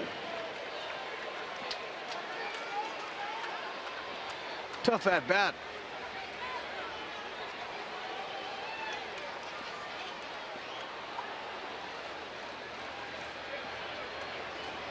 Torrey Hunter came in on fire, batting almost 500 his last 8 games, 16 for 33, but Duffy has been able to strike him out and get him on a fly ball to center. Fanny's 95th pitch of the night coming. Ground ball, short, backhanded. Escobar got him.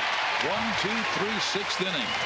The Royals 6 will have Lorenzo Cain, Eric Hosmer, and Salvador Perez. Come on, Hogs, let's go, boys.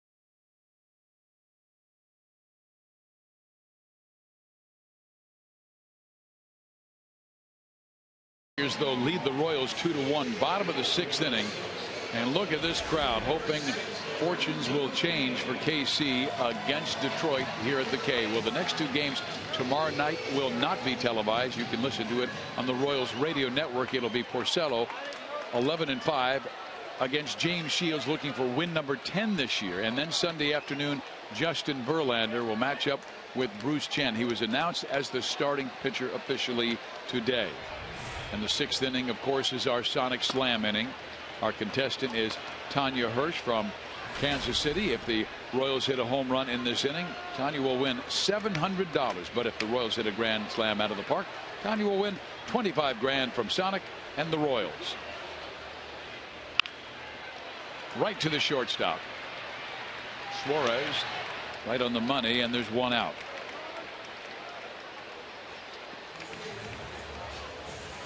Third time through, it could be good, and it's not great, but it's better. First, second, third time. This is the time to get him. Lorenzo Cain, he squared one up, but he hit an atom ball, and a worm burner is on the ground. Got to get some air. Look for some elevation. It is amazing the success he has had against our Kansas City ball club. Elevation for the hydration station for this guy right here.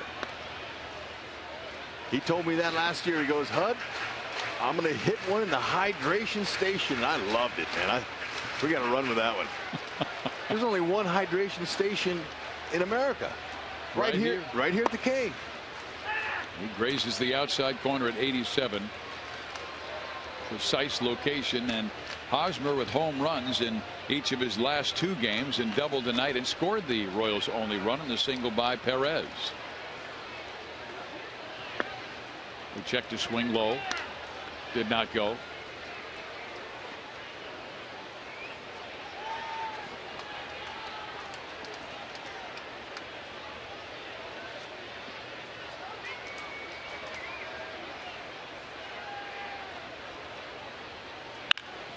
Cracks that one sharply to right field.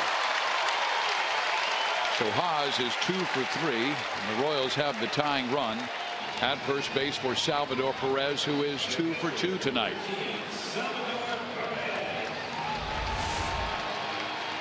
Sanchez will give you something to hit. You got to wait him out. Hosmer stayed on top of that cookie. That was a ball right down the middle.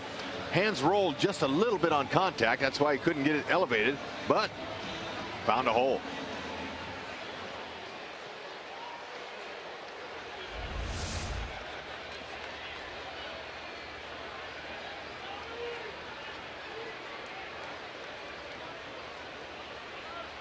Perez wants to see one up. Sanchez good at keeping it low, and he does here, trying to entice Perez to hit into a double play. But Eric Hosmer now with an 11-game hit streak, over 400 in that time, hitting .429, 8 walks, 6 extra base hits, including 1 tonight.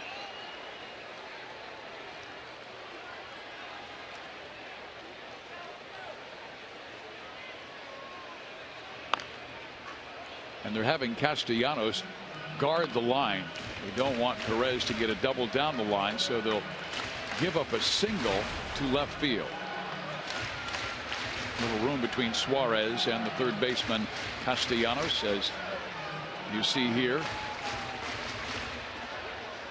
Salvi goes foul line to foul line, but a lot of his power this year and last has been to left field.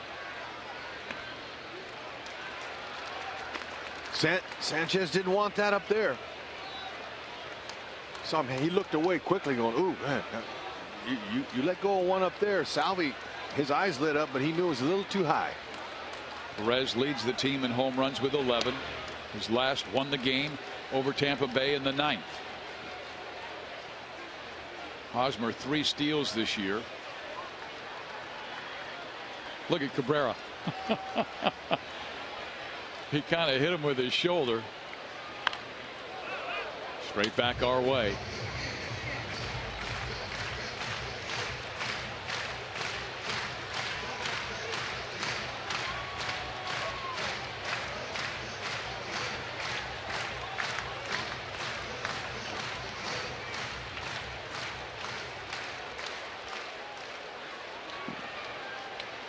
Just missed it. They continue to talk over at first base, and Salvador pops it up. That'll stay in play, and Cabrera will make the catch for the second out. Let's go to Joel. Oh, guys, our Jeep drive of the game coming last night. Billy Butler had gone 88 at bats without a home run. And he goes deep last night into, as Hud and Hosmer would say, the hydration station. So nice to see Billy going yard. And that ended up being the interesting thing of the night for him. But it could have been even more interesting if Francisco Bueno was unable to get out of his last inning pitching, and we know it was a blowout. Billy Butler was coming into this game. Ned Yost had him warming up in the tunnel. And I asked Billy today, I said, what's your pitching arsenal? He's wanted to pitch for years, and he did in high school. And he said, the manager, the skipper told me anything that wasn't straight was going to get my butt kicked. He said I was supposed to just throw 4-seam fastballs. He said, but I probably would have mixed in a 2-seamer because these are professional hitters here, and I don't want them to kill me out there. I said, so what's the velocity? And he said, I don't know. In high school, it was 94. It was not going to be 94, he said last night. Well, Billy grounds out, and Sanchez continues his magic against Kansas City. Career ERA of 1.04.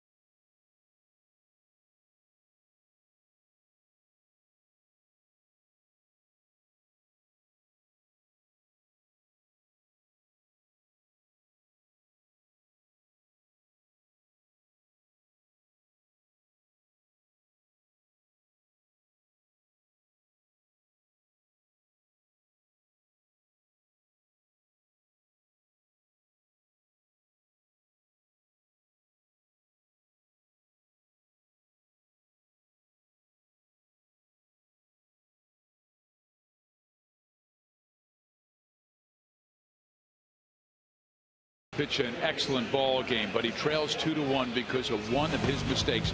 Tried to pick off Rajai Davis at second base in the third inning, and it clipped in between Infante and Davis. Rajai went to third. The next batter, Cabrera, hit the sacrifice fly, and that is why we are not still tied at 1. Danny's line very strong. As you take a look at it, he has gone 6 innings, has not walked a batter, and that is key. And Rex, I say that because from the beginning of his career through last year, he averaged close to 5 walks per 9 innings, and he's lowered that dramatically this season. He's figuring it out. Doesn't have to be hard, and harder. Less is more. He's averaging just above 3 walks per 9 innings this year. Castellanos has been a marvelous addition as a rookie this year. He has shown both power and a high average. Oh, they know he's going to hit. There were some questions about his fielding. They weren't sure how he'd be able to handle third base. And just being down here with the people in the Diamond Club area, down low, getting a good idea how he can come in on a ball. He's got good lateral movement and extremely soft hands. This game would be tied had he not reached up and robbed Dyson and doubled up Infante at second base. Ouch. And he comes too far inside and hits Castellanos. Not the way Danny wanted to start this 7th inning. That's pretty close to the knee. Ooh, he got him in the shin, just under the knee. And Ned Yost coming out. The Royals did have a right-hander warming up in their bullpen. Danny has thrown a lot of pitches over 100, and they wanted to make sure they took care of this young left-hander this year, and Ned will make the move immediately. And Danny continues to be frustrated, but the Royals will go to Kelvin Herrera.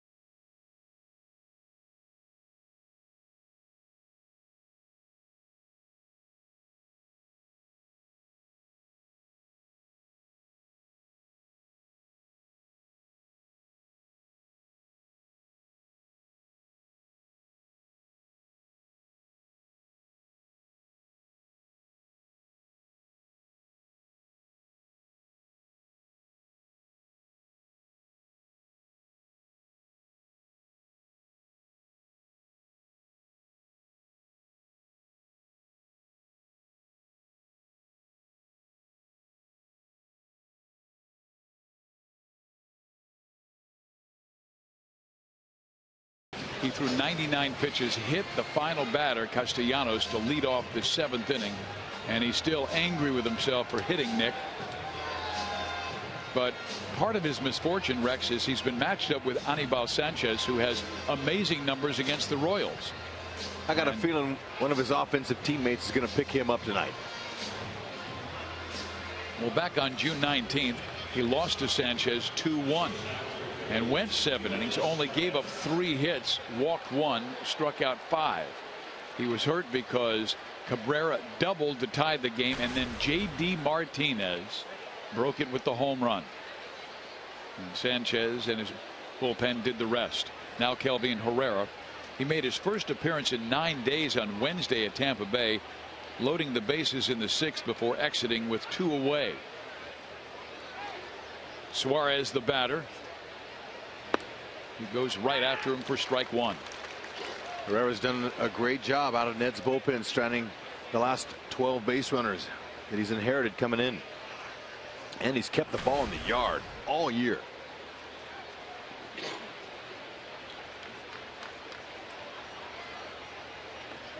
And Herrera hits Suarez. The Royals cannot give this great Detroit team opportunities like this. Freebies, whether they're walks or hit batters. Now you've got Holiday coming up, likely in a bunting situation.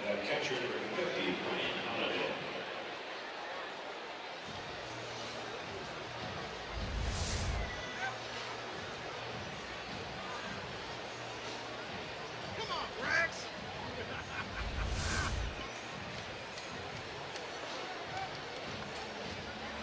96 miles an hour on the shoulder of Suarez, and Holiday, the batter. And both corners are in. Hosmer at first and Moustakas at third. Well, it's tough to bunt a 100-mile-an-hour fastball, and Herrera has that. And the first one's popped up foul, and it goes all the way back to the screen. Moose and Perez both hustled after it. Better believe it. That's why you trust a guy to swing the bat on a hard thrower like Herrera, because you pop the ball up more times than not, because fastball is coming in a bunt situation, because pitchers and catchers know it's the hardest pitch to bunt. If a breaking ball was the hardest pitch to bunt, they would be throwing that in this situation, but it's not. A breaking ball goes down, and it actually helps the hitter bunt the top half of the ball. Jam him hard. Come in on him. He does get it down, and it's a beauty. Only played first base. Holiday is out. Boy, they have not made many mistakes. The Royals have made 3. They've hit 2 batters, and obviously the error that led to Detroit's second run. Castellano, he's still ailing from that Duffy shin burger he gave him. I can tell by his look. He's grimacing, and he had to slide. Now, why you would throw a changeup belt high there when we just explained the fastball, I don't know, but that's the reason he got that down. 88 is much easier to bunt than 98. Bad call there, whoever called that pitch in that situation. That's not like Salvador Perez. Try to bunt that right there. It's a whole different story. You're going to pop it up. Now let's see Castellano sliding on that shin. They got hit. Ouch. Might have to get some ice on that after the game. Infield in for Davis, who is 1 for 2. To third, Moustakas is coming home, and they got him out at home.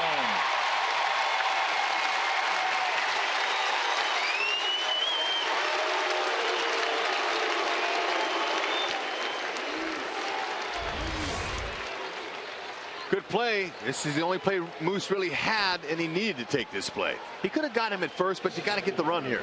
It's getting late. Can't let him have another one. Castellano wasn't going to dare slide on that leg. Plus, there's no more collisions at home plate anymore in baseball. Now Herrera must get the guy who the Royals have been unable to get out tonight. That is Austin Jackson, who is 3 for 3, a double and a pair of singles. He has not done well this year with runners in scoring position. Only 24 RBIs. Runner goes. They will not even attempt to throw, as the Royals didn't even break Infante or Escobar. In case you've been on the other side of the world for the first 3 months of this baseball season and didn't realize it, the catchers cannot block the plate, and sliding base runners cannot barrel catchers over anymore. New rule in Major League Baseball.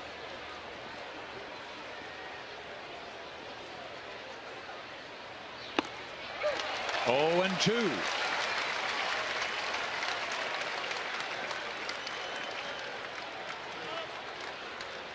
Herrera has what it takes to be a back-end guy because of the strong power he gets in that fastball. Managers love to have guys that can blow that ball by you. Outside corner, strike through call, inning over. Great job by Herrera.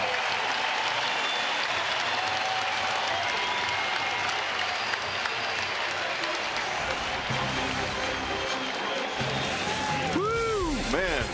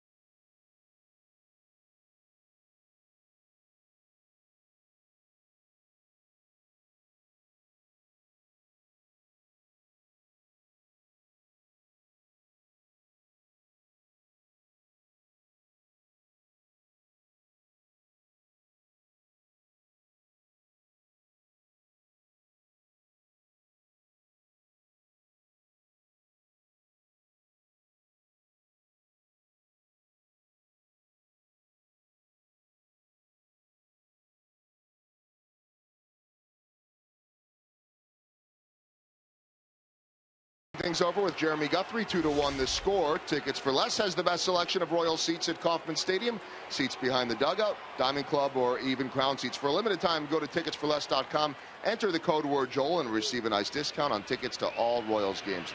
Tickets for Less has been a trusted local business for over 10 years in Overland Park on 135th. Check out ticketsforless.com for all your Royals needs. And I know you guys down there right now being very well taken care of. HUD locale? Absolutely not. You got to try to eat and talk at the same time. No, it is a full-on. You don't get an opportunity like you, Goldie. You're out here every night. This is our first night out here.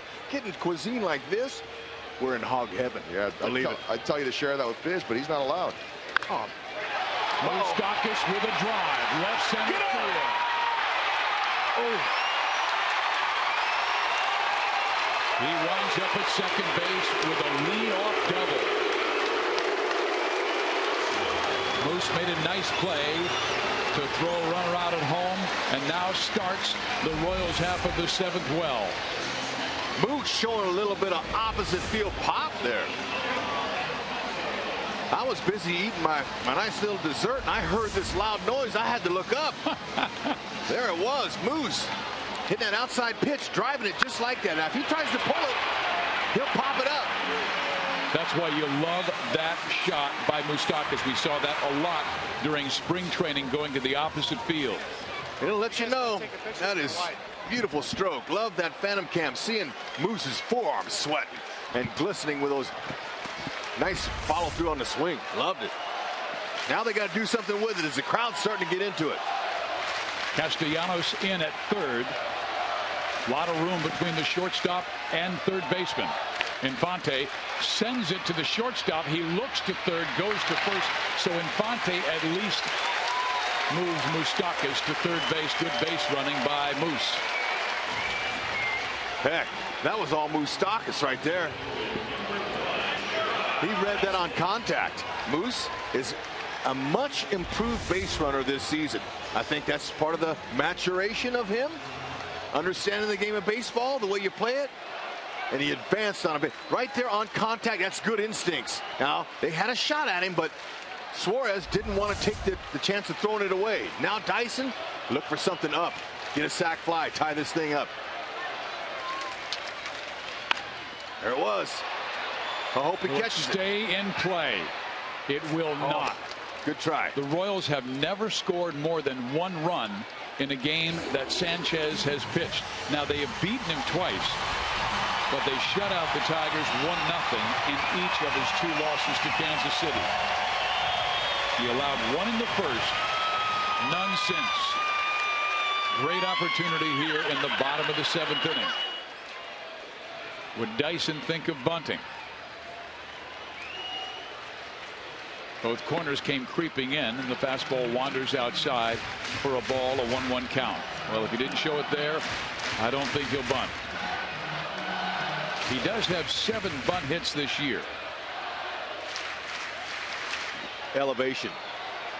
Look up. Now with the infield in, Dyson stay on top of the ball. He could shoot one on the ground just as easy. Low, and a good block by Holiday. Tigers 2 runs, 5 hits. Royals 1 run, 8 hits.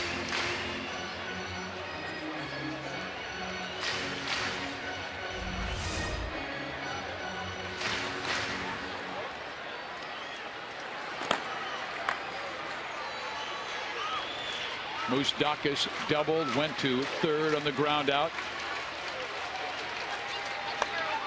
Outside corner, 2 balls, 2 strikes.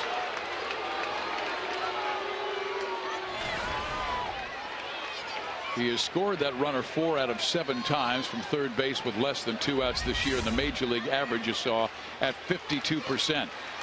Man, just caught the corner. Perfectly located. Another good block by Holiday. That was an excellent block. After that first pitch that Dyson almost hit it in play enough to get the sac flies home. Now Sanchez is staying down. He has struck out 3 Royals. He has a full count with a guy who's pretty much a walking double. Okay, go with that fastball right up the middle. Right back to the pitcher. Right at the shortstop. Look at that play by the rookie Suarez. Are you kidding me? That ball was by him. He was called up because he was a good hit, lesser fielding shortstop, and he has played remarkable in this series. Oh my. That ball was by him, and the way he turned his glove. That's how he turns his glove. He didn't backhand it. He kept his glove open. Stayed with it. Now, good hands people play up the middle, no question, but that's some really soft hands. And even Omar Vizquel, 30-time Gold Glove winner. Now they need a clutch hit from Escobar. He liked it. Now, he was just signaling Castellano he could bunt that ball so he could be alive. What a great play on defense.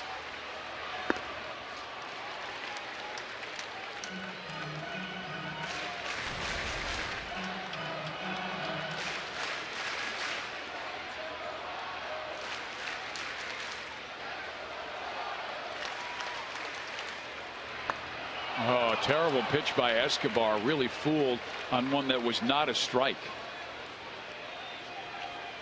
Koch and Albuquerque have been warming in the Detroit bullpen. Koch the left-hander, Albuquerque the right-hander.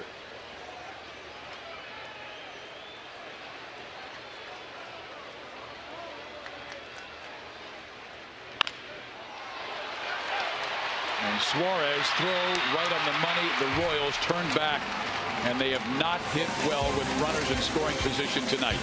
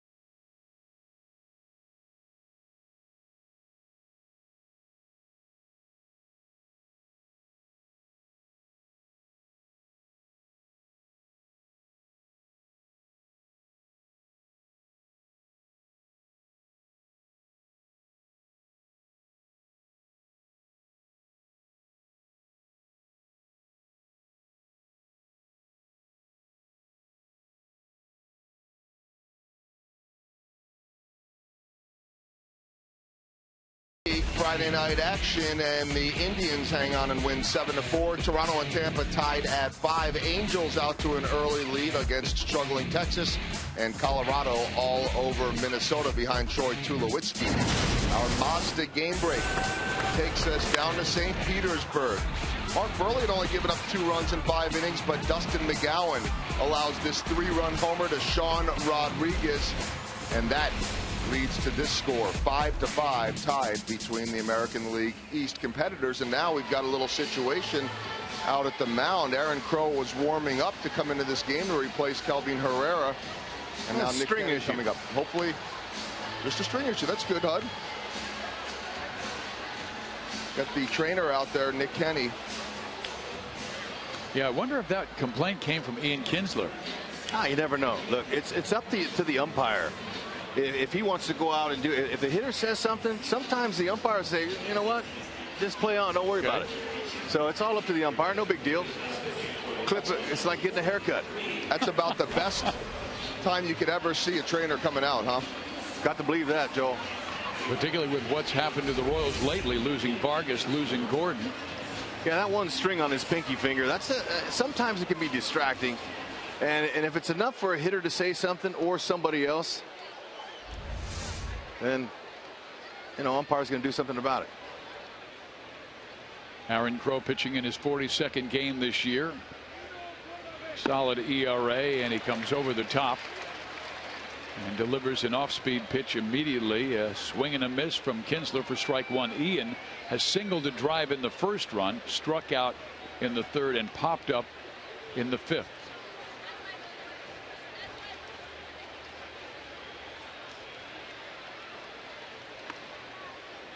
Aaron made a second straight appearance on Wednesday, entering the 8th inning with Tampa Bay leading 4-2. He allowed a single and 2 walks, all with 2 away, then retired Logan Forsythe to escape unscathed.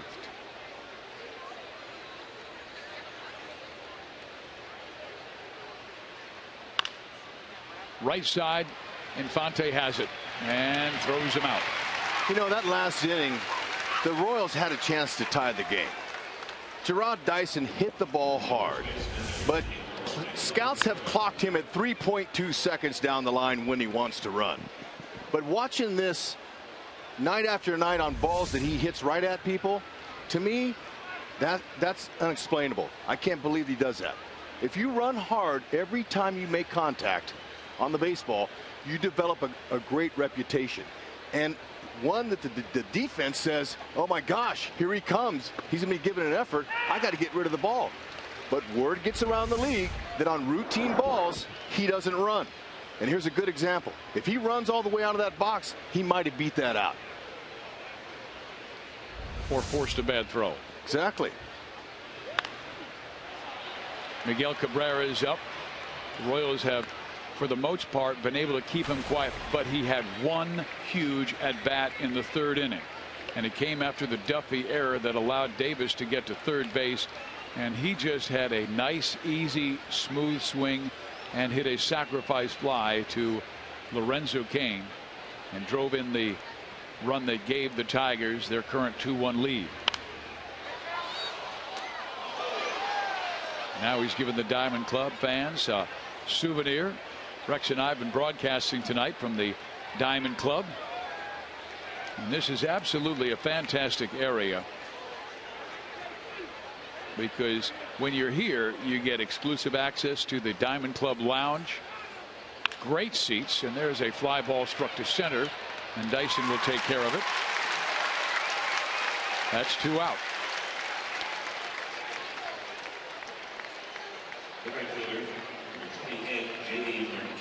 How about our AT&T fan photo tonight? It comes from Owen the kitty, Owen the bear. That's one of the best shots all year. That is outstanding. Way to go, Owen.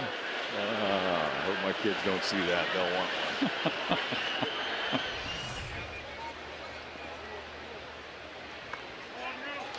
So 2 out in the 8th inning, and here's JD Martinez, who struck out 3 times facing Danny Duffy. Duffy pitched extremely well, going 6 innings, and gave up 2 runs.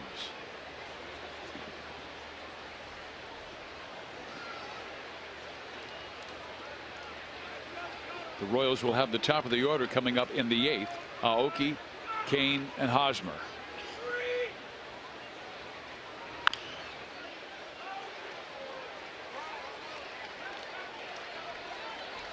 Jabba Chamberlain has been throwing for Detroit. He's been their 8th inning guy this year, and Anibal Sanchez is over that 90 pitch mark. So he has probably more in his tank, but he has not gone more than 7 this year. In there, strike 3 called. Beautiful pitch by Crow. He gets the Tigers 1-2-3 in the 8th.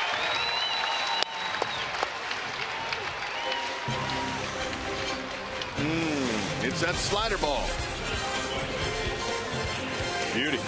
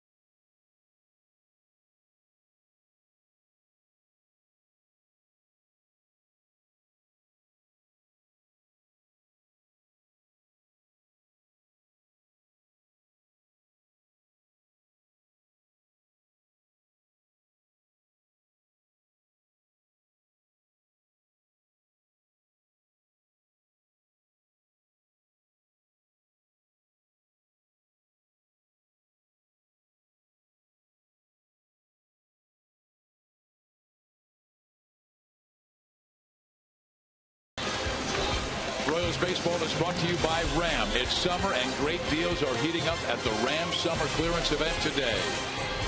And by Academy Sports and Outdoors, right stuff, low price every day. Steve Physiot, Rex Hudler, Joe Goldberg, Jeff Montgomery with you in the Kia Diamond Club tonight. Outstanding crowd on hand, hoping the Royals can come from behind and even this series at 1 win each.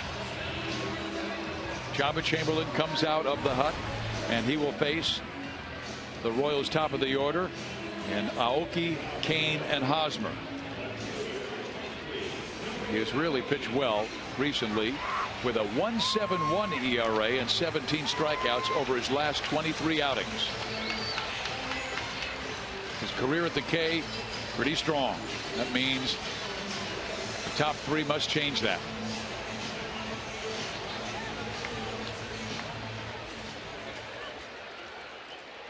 Aoki 1 for 3, a double to right field, and he's grounded out twice. He doubled with 1 out, but Kane flied to left and Hosmer grounded out. Jabba 92-96 with his fastball. Oh, nice. Aoki first pitch swinging, base hit.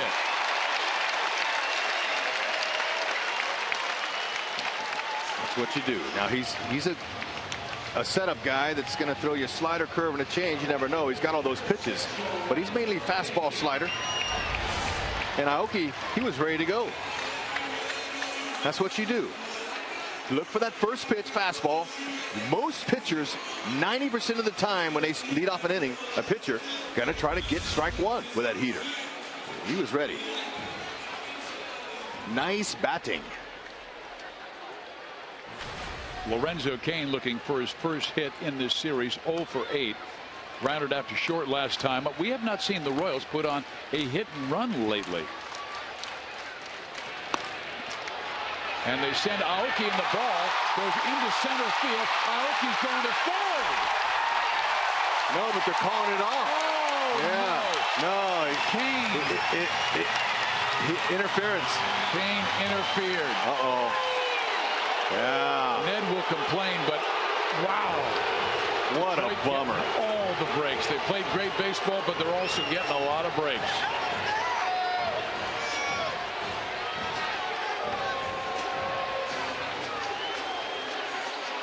And Ned saying, Lorenzo, that's a shame. Well, let's see if he did fall into Holiday's. Not at all. Well, that angle was hard to tell. We've seen that so many times this year. But he called it right away. Home plate umpire. Oh, man.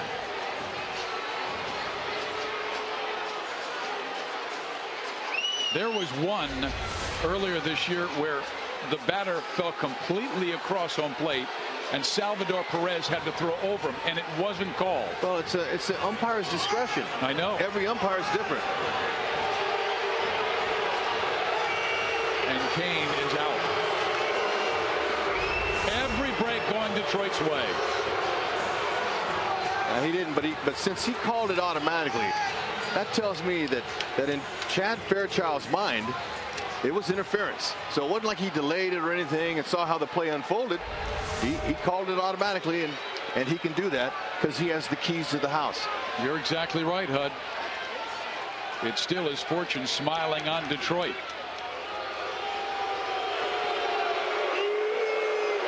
Tigers are not a team you can make mistakes with. The Royals have made them tonight with the air. They also hit two batters, but very fortunately, the Royals were able to get out of a jam that Herrera got them into in the seventh. Here is Hosmer taking a good breaking ball in there.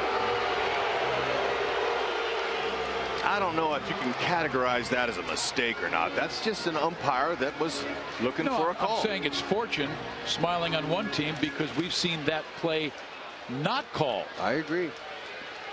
But you can undo that with a big hit. You got that right. And the right man's in the right spot. Well, the right man might be up there here.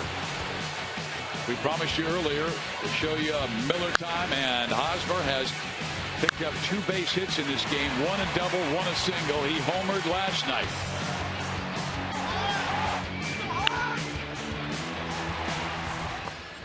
Way inside, 2-1.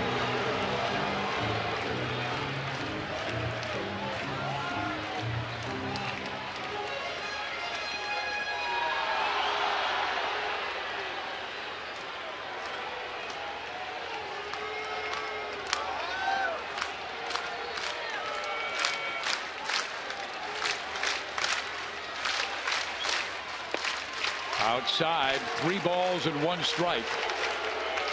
Salvador Perez is waiting his turn on deck.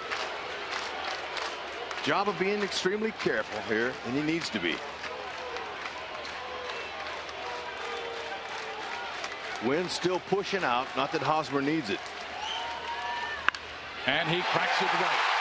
His 3rd hit of the game. Aoki can only make it to second base because Haas hit it so hard.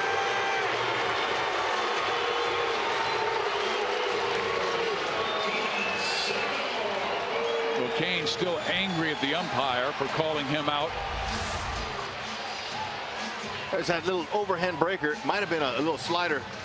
But like I said, when you're hot and you're seeing the ball well, anything out over the middle of the plate is going to get hit hard. And that's the kind of zone that Hosmer's in right now.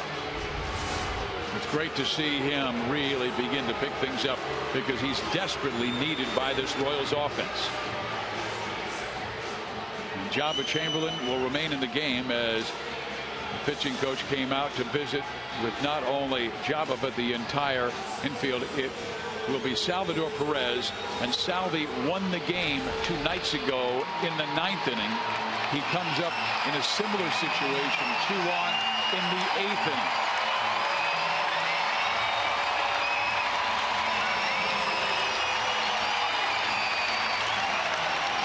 His home run beat the Rays in the 9th.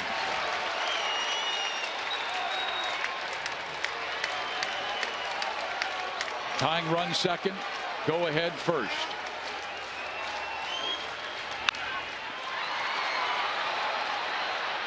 Jackson will get there. 2 out. Salvi a little bit anxious. Java wasn't going to give him a first pitch fastball, so he gave him a breaking ball, and Salvi tried to do more with it than just shoot it up the middle for a base hit. Now see if Billy can come through.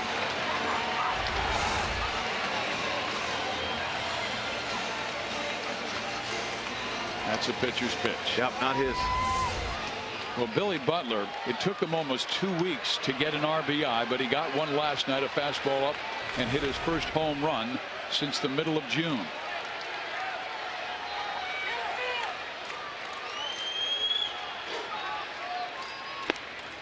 Strike one. Billy did not like the call. He thought it was a bit high. 0 for 5 Billy is off of Java in his career, and perfect time to change that. He's just grazing the corner. Fairchild seems like he's calling the ball the Tigers' way now.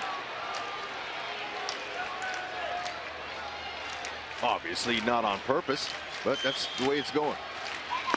Billy chases a bad ball, and because of that, with an 0-2 count, they won't throw him a strike, I believe, until it's at least a 2-2 count.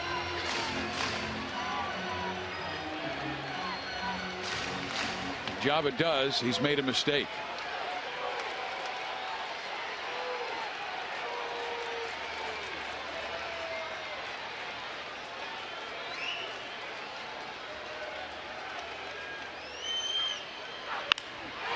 Billy to right center. Jackson, though, will run it down, and the inning is over. Chamberlain made a mistake, but the Royals also made one in the inning, and Cain's interference cost KC.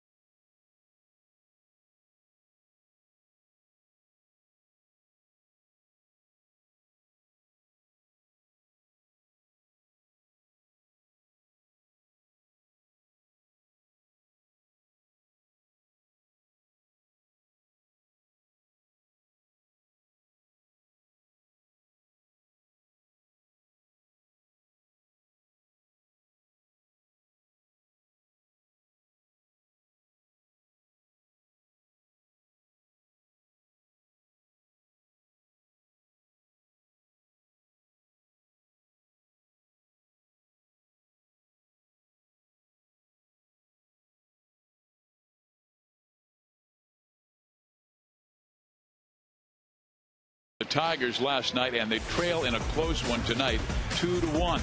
And there have been some key plays in this game.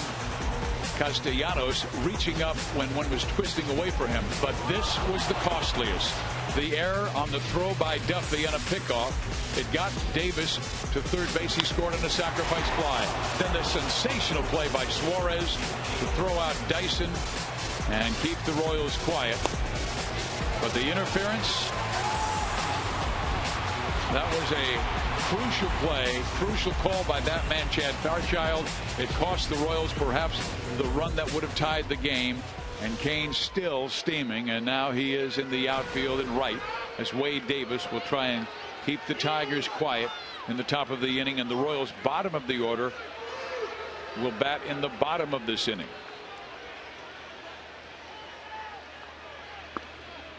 Ball one.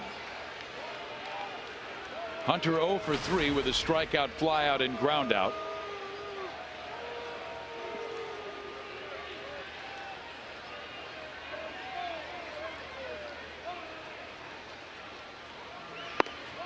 And then Davis hammers that 95 on the outside corner.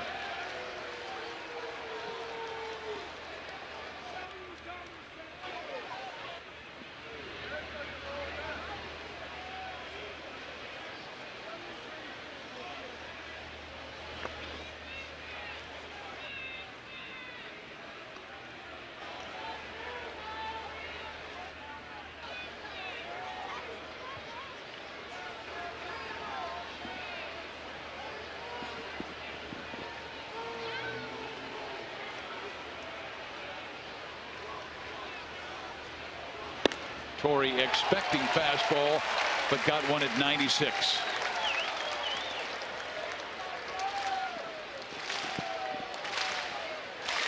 Wade has that exceptional cutter that he likes to throw down and away to right-handed batters. The Royals fans still believe. He stays with the heater and strikes him out at 97 miles an hour.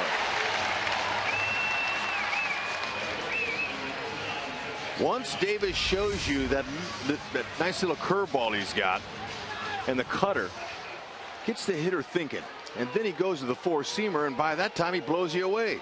Now there's his curveball grip. See, that's the pitch there that's really keeping him off his fastball. He's going to snap down with that, maybe, and it's got a nice little foot break to it. Foot to foot and a half sometimes, depending on what kind of velocity he puts on it. But that heater is his baby. That's his bread and butter, that 96 to 97 there. Cutter's a tough pitch for a hitter to lay off of as well.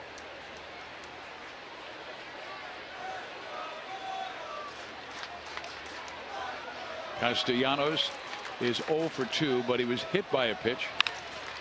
Ground ball, deep third. Moustakas got him. Nice play.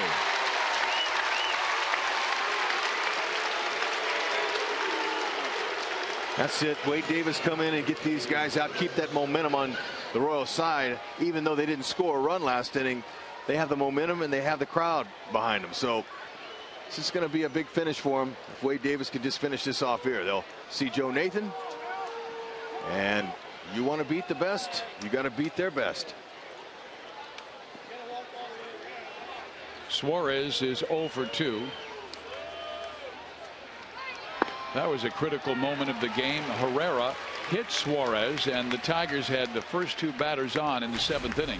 Holiday would sacrifice them to second and third, but Moustakas made a nice play to get the man at the plate, and Jackson struck out looking. Suarez down in the count 0-2. So, did you see that first pitch? Curveball to Suarez. Nobody hits that pitch, not even Miguel Cabrera. And then he follows up with that pitch there, a fastball, and you got no chance.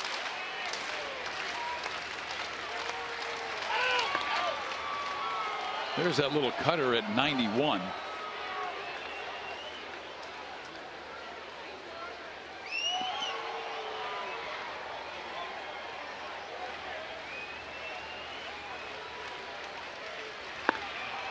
He stayed with the same pitch, and Suarez, good discipline. It's a 2-2 count.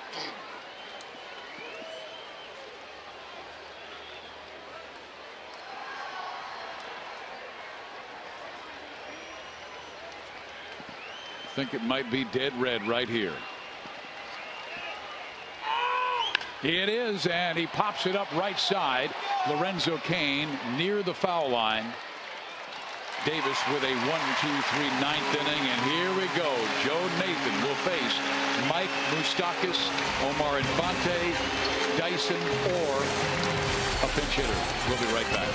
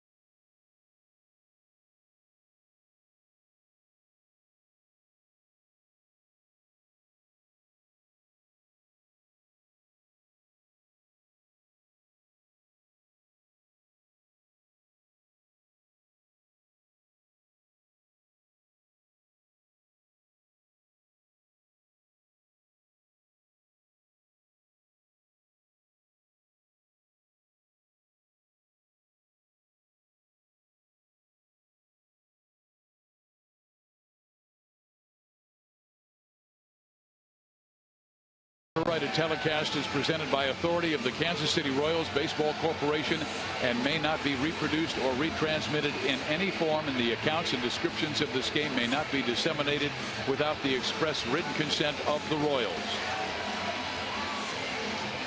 Great crowd on hand, and Boulevard Royals Live will be coming your way immediately after the game. You'll get a chance to listen to Joel Goldberg and Jeff Montgomery break it down, and hopefully they'll be breaking down a Royal comeback. Bottom of the 9th inning.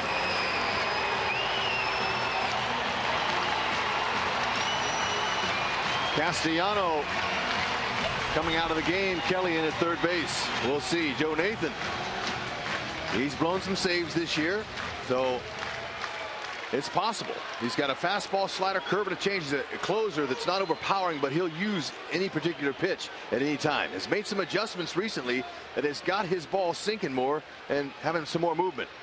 And that's by not over the top as much. He's dropped it down a little bit more, 3/4. Still a 5.79 ERA and 5 blown saves this year. He's a veteran. Will turn 40 in November.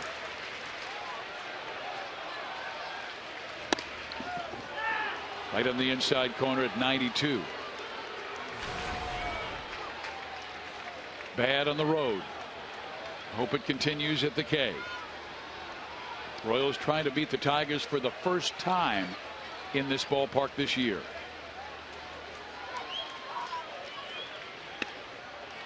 Two balls and 1 strike. That second pitch was a fastball on the inside part of the plate. That's where Moose wants it. And if he gets it there again, that's his pitch to jump the yard, tie it up. He had a ringing double in the 7th, but the Royals left him stranded at third. And he had a good swing on that pitch, and it's now 2 balls and 2 strikes. Moose doubled into the left center field gap. The next 3 batters hit ground balls to short. Suarez made a remarkable play on Dyson's grounder.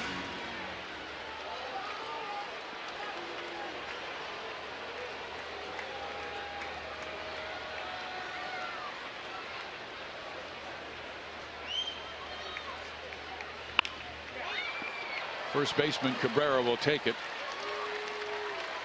1 out.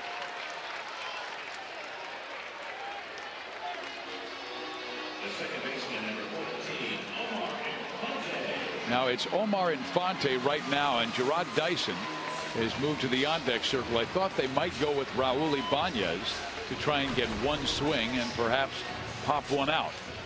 But we'll see. The Royals do not have really much in the name of pinch running available, because Alex Gordon not available in this game because of the wrist injury, and one lone infielder is Danny Valencia.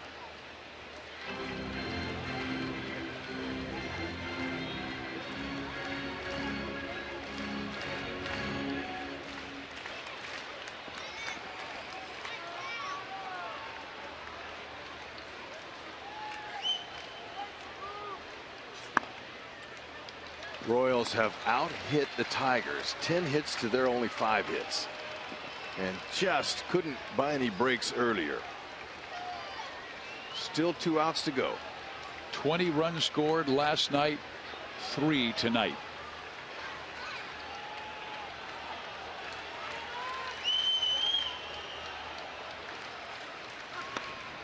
Low and in, 3 balls, no strikes.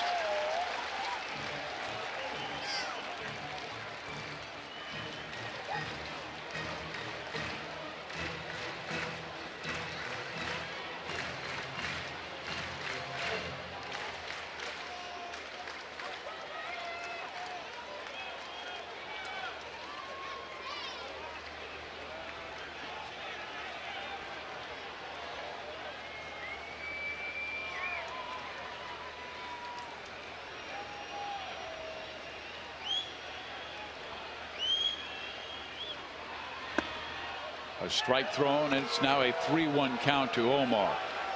He had that huge series back at Comerica facing his old team and drove in 8 runs in 4 games.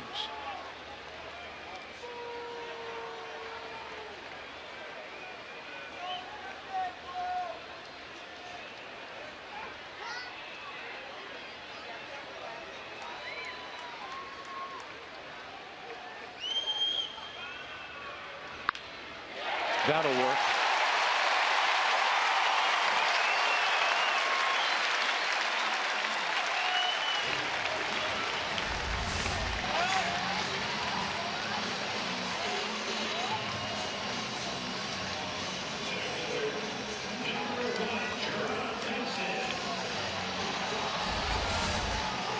Royal fans have their rally caps on, and the Royals will stay with Gerard Dyson here. Now, Dyson will be tough to double up in this situation. Gotta stay on top of the ball, and you never know. Outfield shallow. They're playing him in. He hits a gap. It's good to be tied up.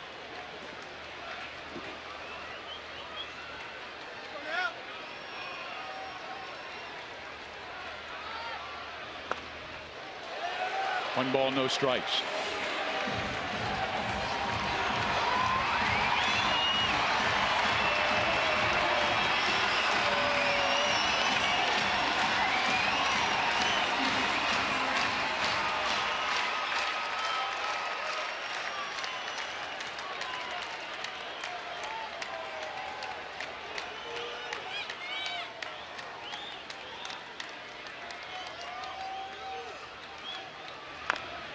Dyson takes a rip and evens the count at 1 ball and 1 strike.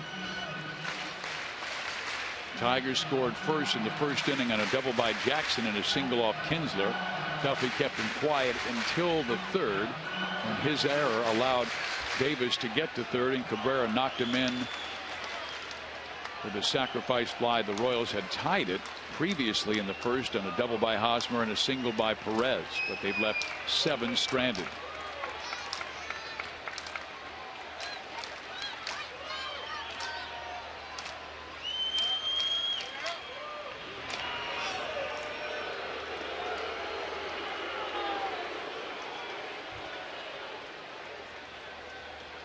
Only chance Infante goes is on a hit and run, and we haven't seen a whole lot of that, so I doubt he's moving.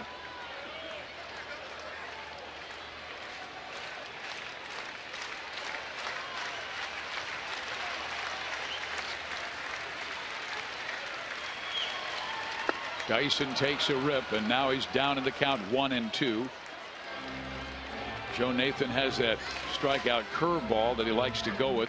His velocity obviously is down at the age of 39, but still his ability to locate in the high 80s, low 90s is very good.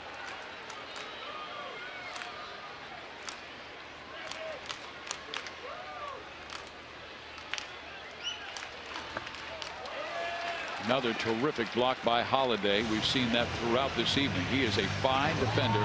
Played his college baseball at TCU and was drafted by the Tigers in the 10th round in 2010, backing up Alex Avila.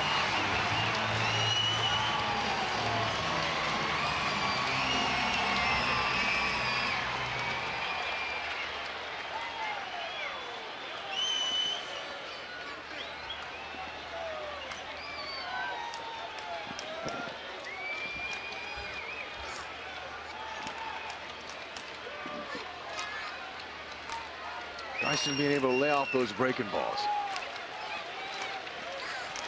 Actually, Nathan doing him a favor by keeping the ball down on him. He's going to find a lane. Maybe go first to third. Infante goes, the pitch is taken, and he steals second base. It's a 3-2 count. There you go.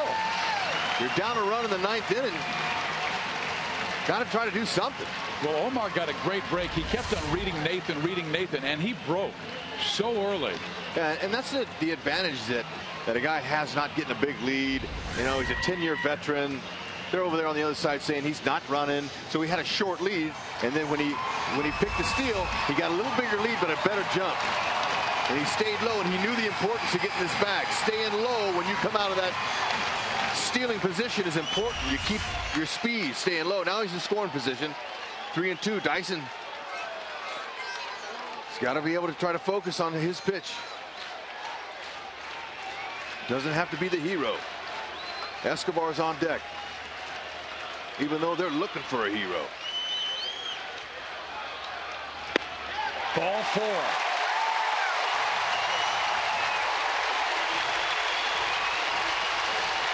He's given up a hit, a stolen base, a walk. Escobar up, Aoki in the on-deck circle. And Ned Yost has that left-handed trump card still waiting, and Raul Ibanez, the veteran.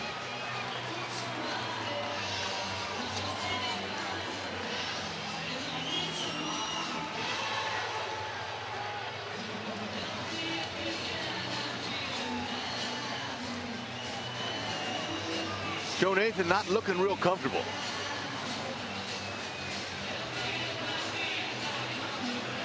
Yeah, Jeff Jones came out earlier to talk with Java Chamberlain about the way they wanted to handle Salvador Perez, and he got the pop-up and then the flyout, and now Jones leaves the conversation to the veteran Joe Nathan.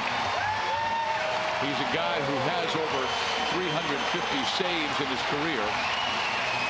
And trying to nail this one down. The Royals trying to hand him his 6th blown save, and Escobar is 1 for 3. Twice he is grounded out to short. He also singled to left field. Good speed at second, great speed at first. If Escobar can gap one. That's right. Stay short to the ball. Don't try to hit a big 3-run homer, but stay short. Shoot the gap. Ball 1. Esky has faced Nathan 7 times in the past and has 2 hits. Tigers at double play depth. Nathan exhaling, trying to relax, to execute a pitch.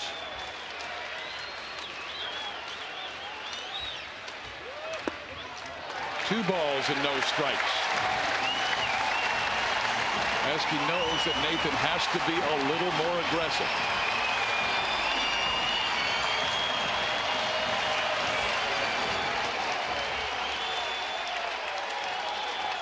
Don Kelly, third baseman, even with the bag. Looks like Nathan's trying to pitch Escobar inside. Esky gets him a pitch on that inner half. It could be double city down that line.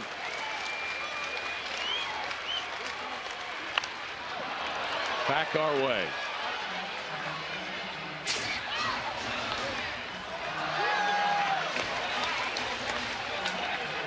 He had a rip.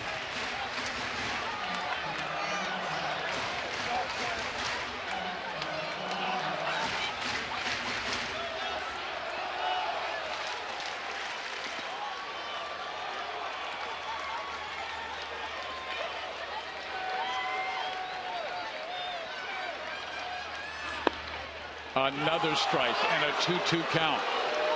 Perfectly located low inside corner. That's a good spot.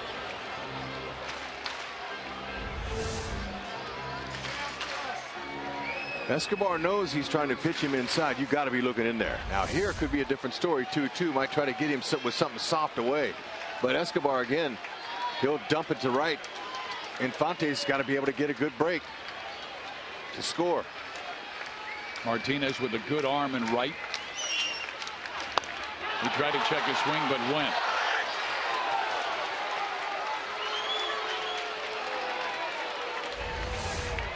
That was, he went soft away. He couldn't check it.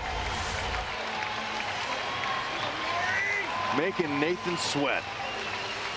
But they need to make him sweat even more. Aoki's going to have to be the guy. He has 2 hits in this game, 1 a double, 1 a single. He has just 14 RBIs this year, and Holiday coming out for a visit to talk about how they want to work the left-handed batter. Ned Yost has the option. He has 3 players available: Hayes, Valencia, and Ibanez, the other left-handed bat. Yeah, a big hit for confidence would be all Aoki needs.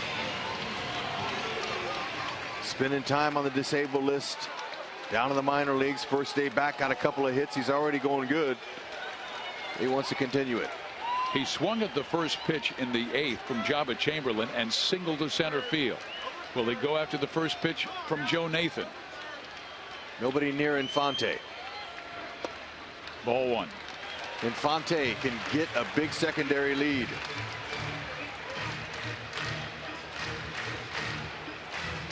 And that's called the lead after the pitch.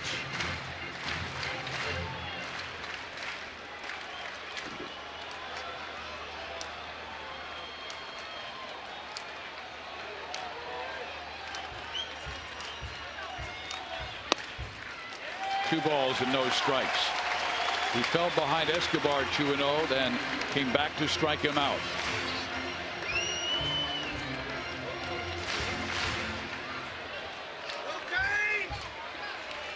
Got the right man in the right spot on deck if it gets that far. Lorenzo Cain.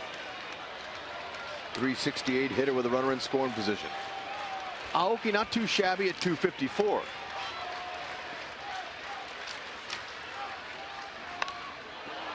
Two and one.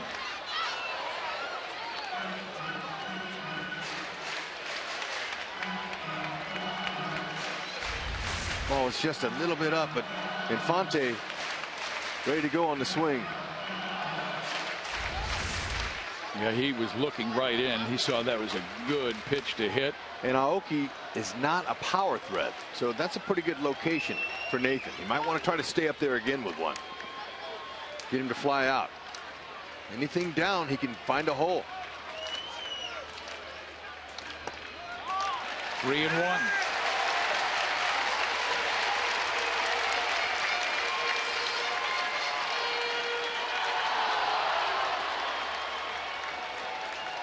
Nathan's next pitch will be his 26th in this 9th inning.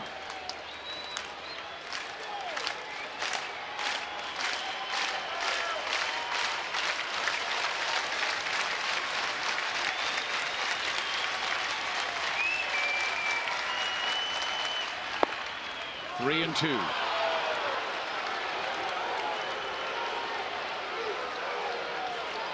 It's not a bad take there. 3-1. He made him throw a strike. He's got to do it again. That's Aoki's pitch, really. He likes it there. That's the worry, Hud. Will he see another one as good?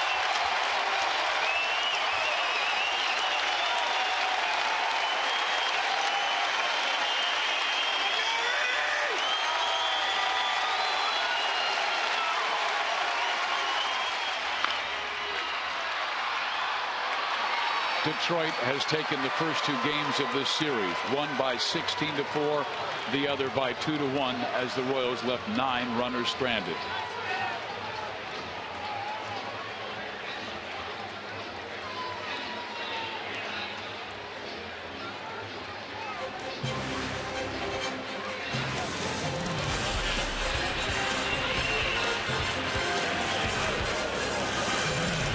We'll come back and wrap it up right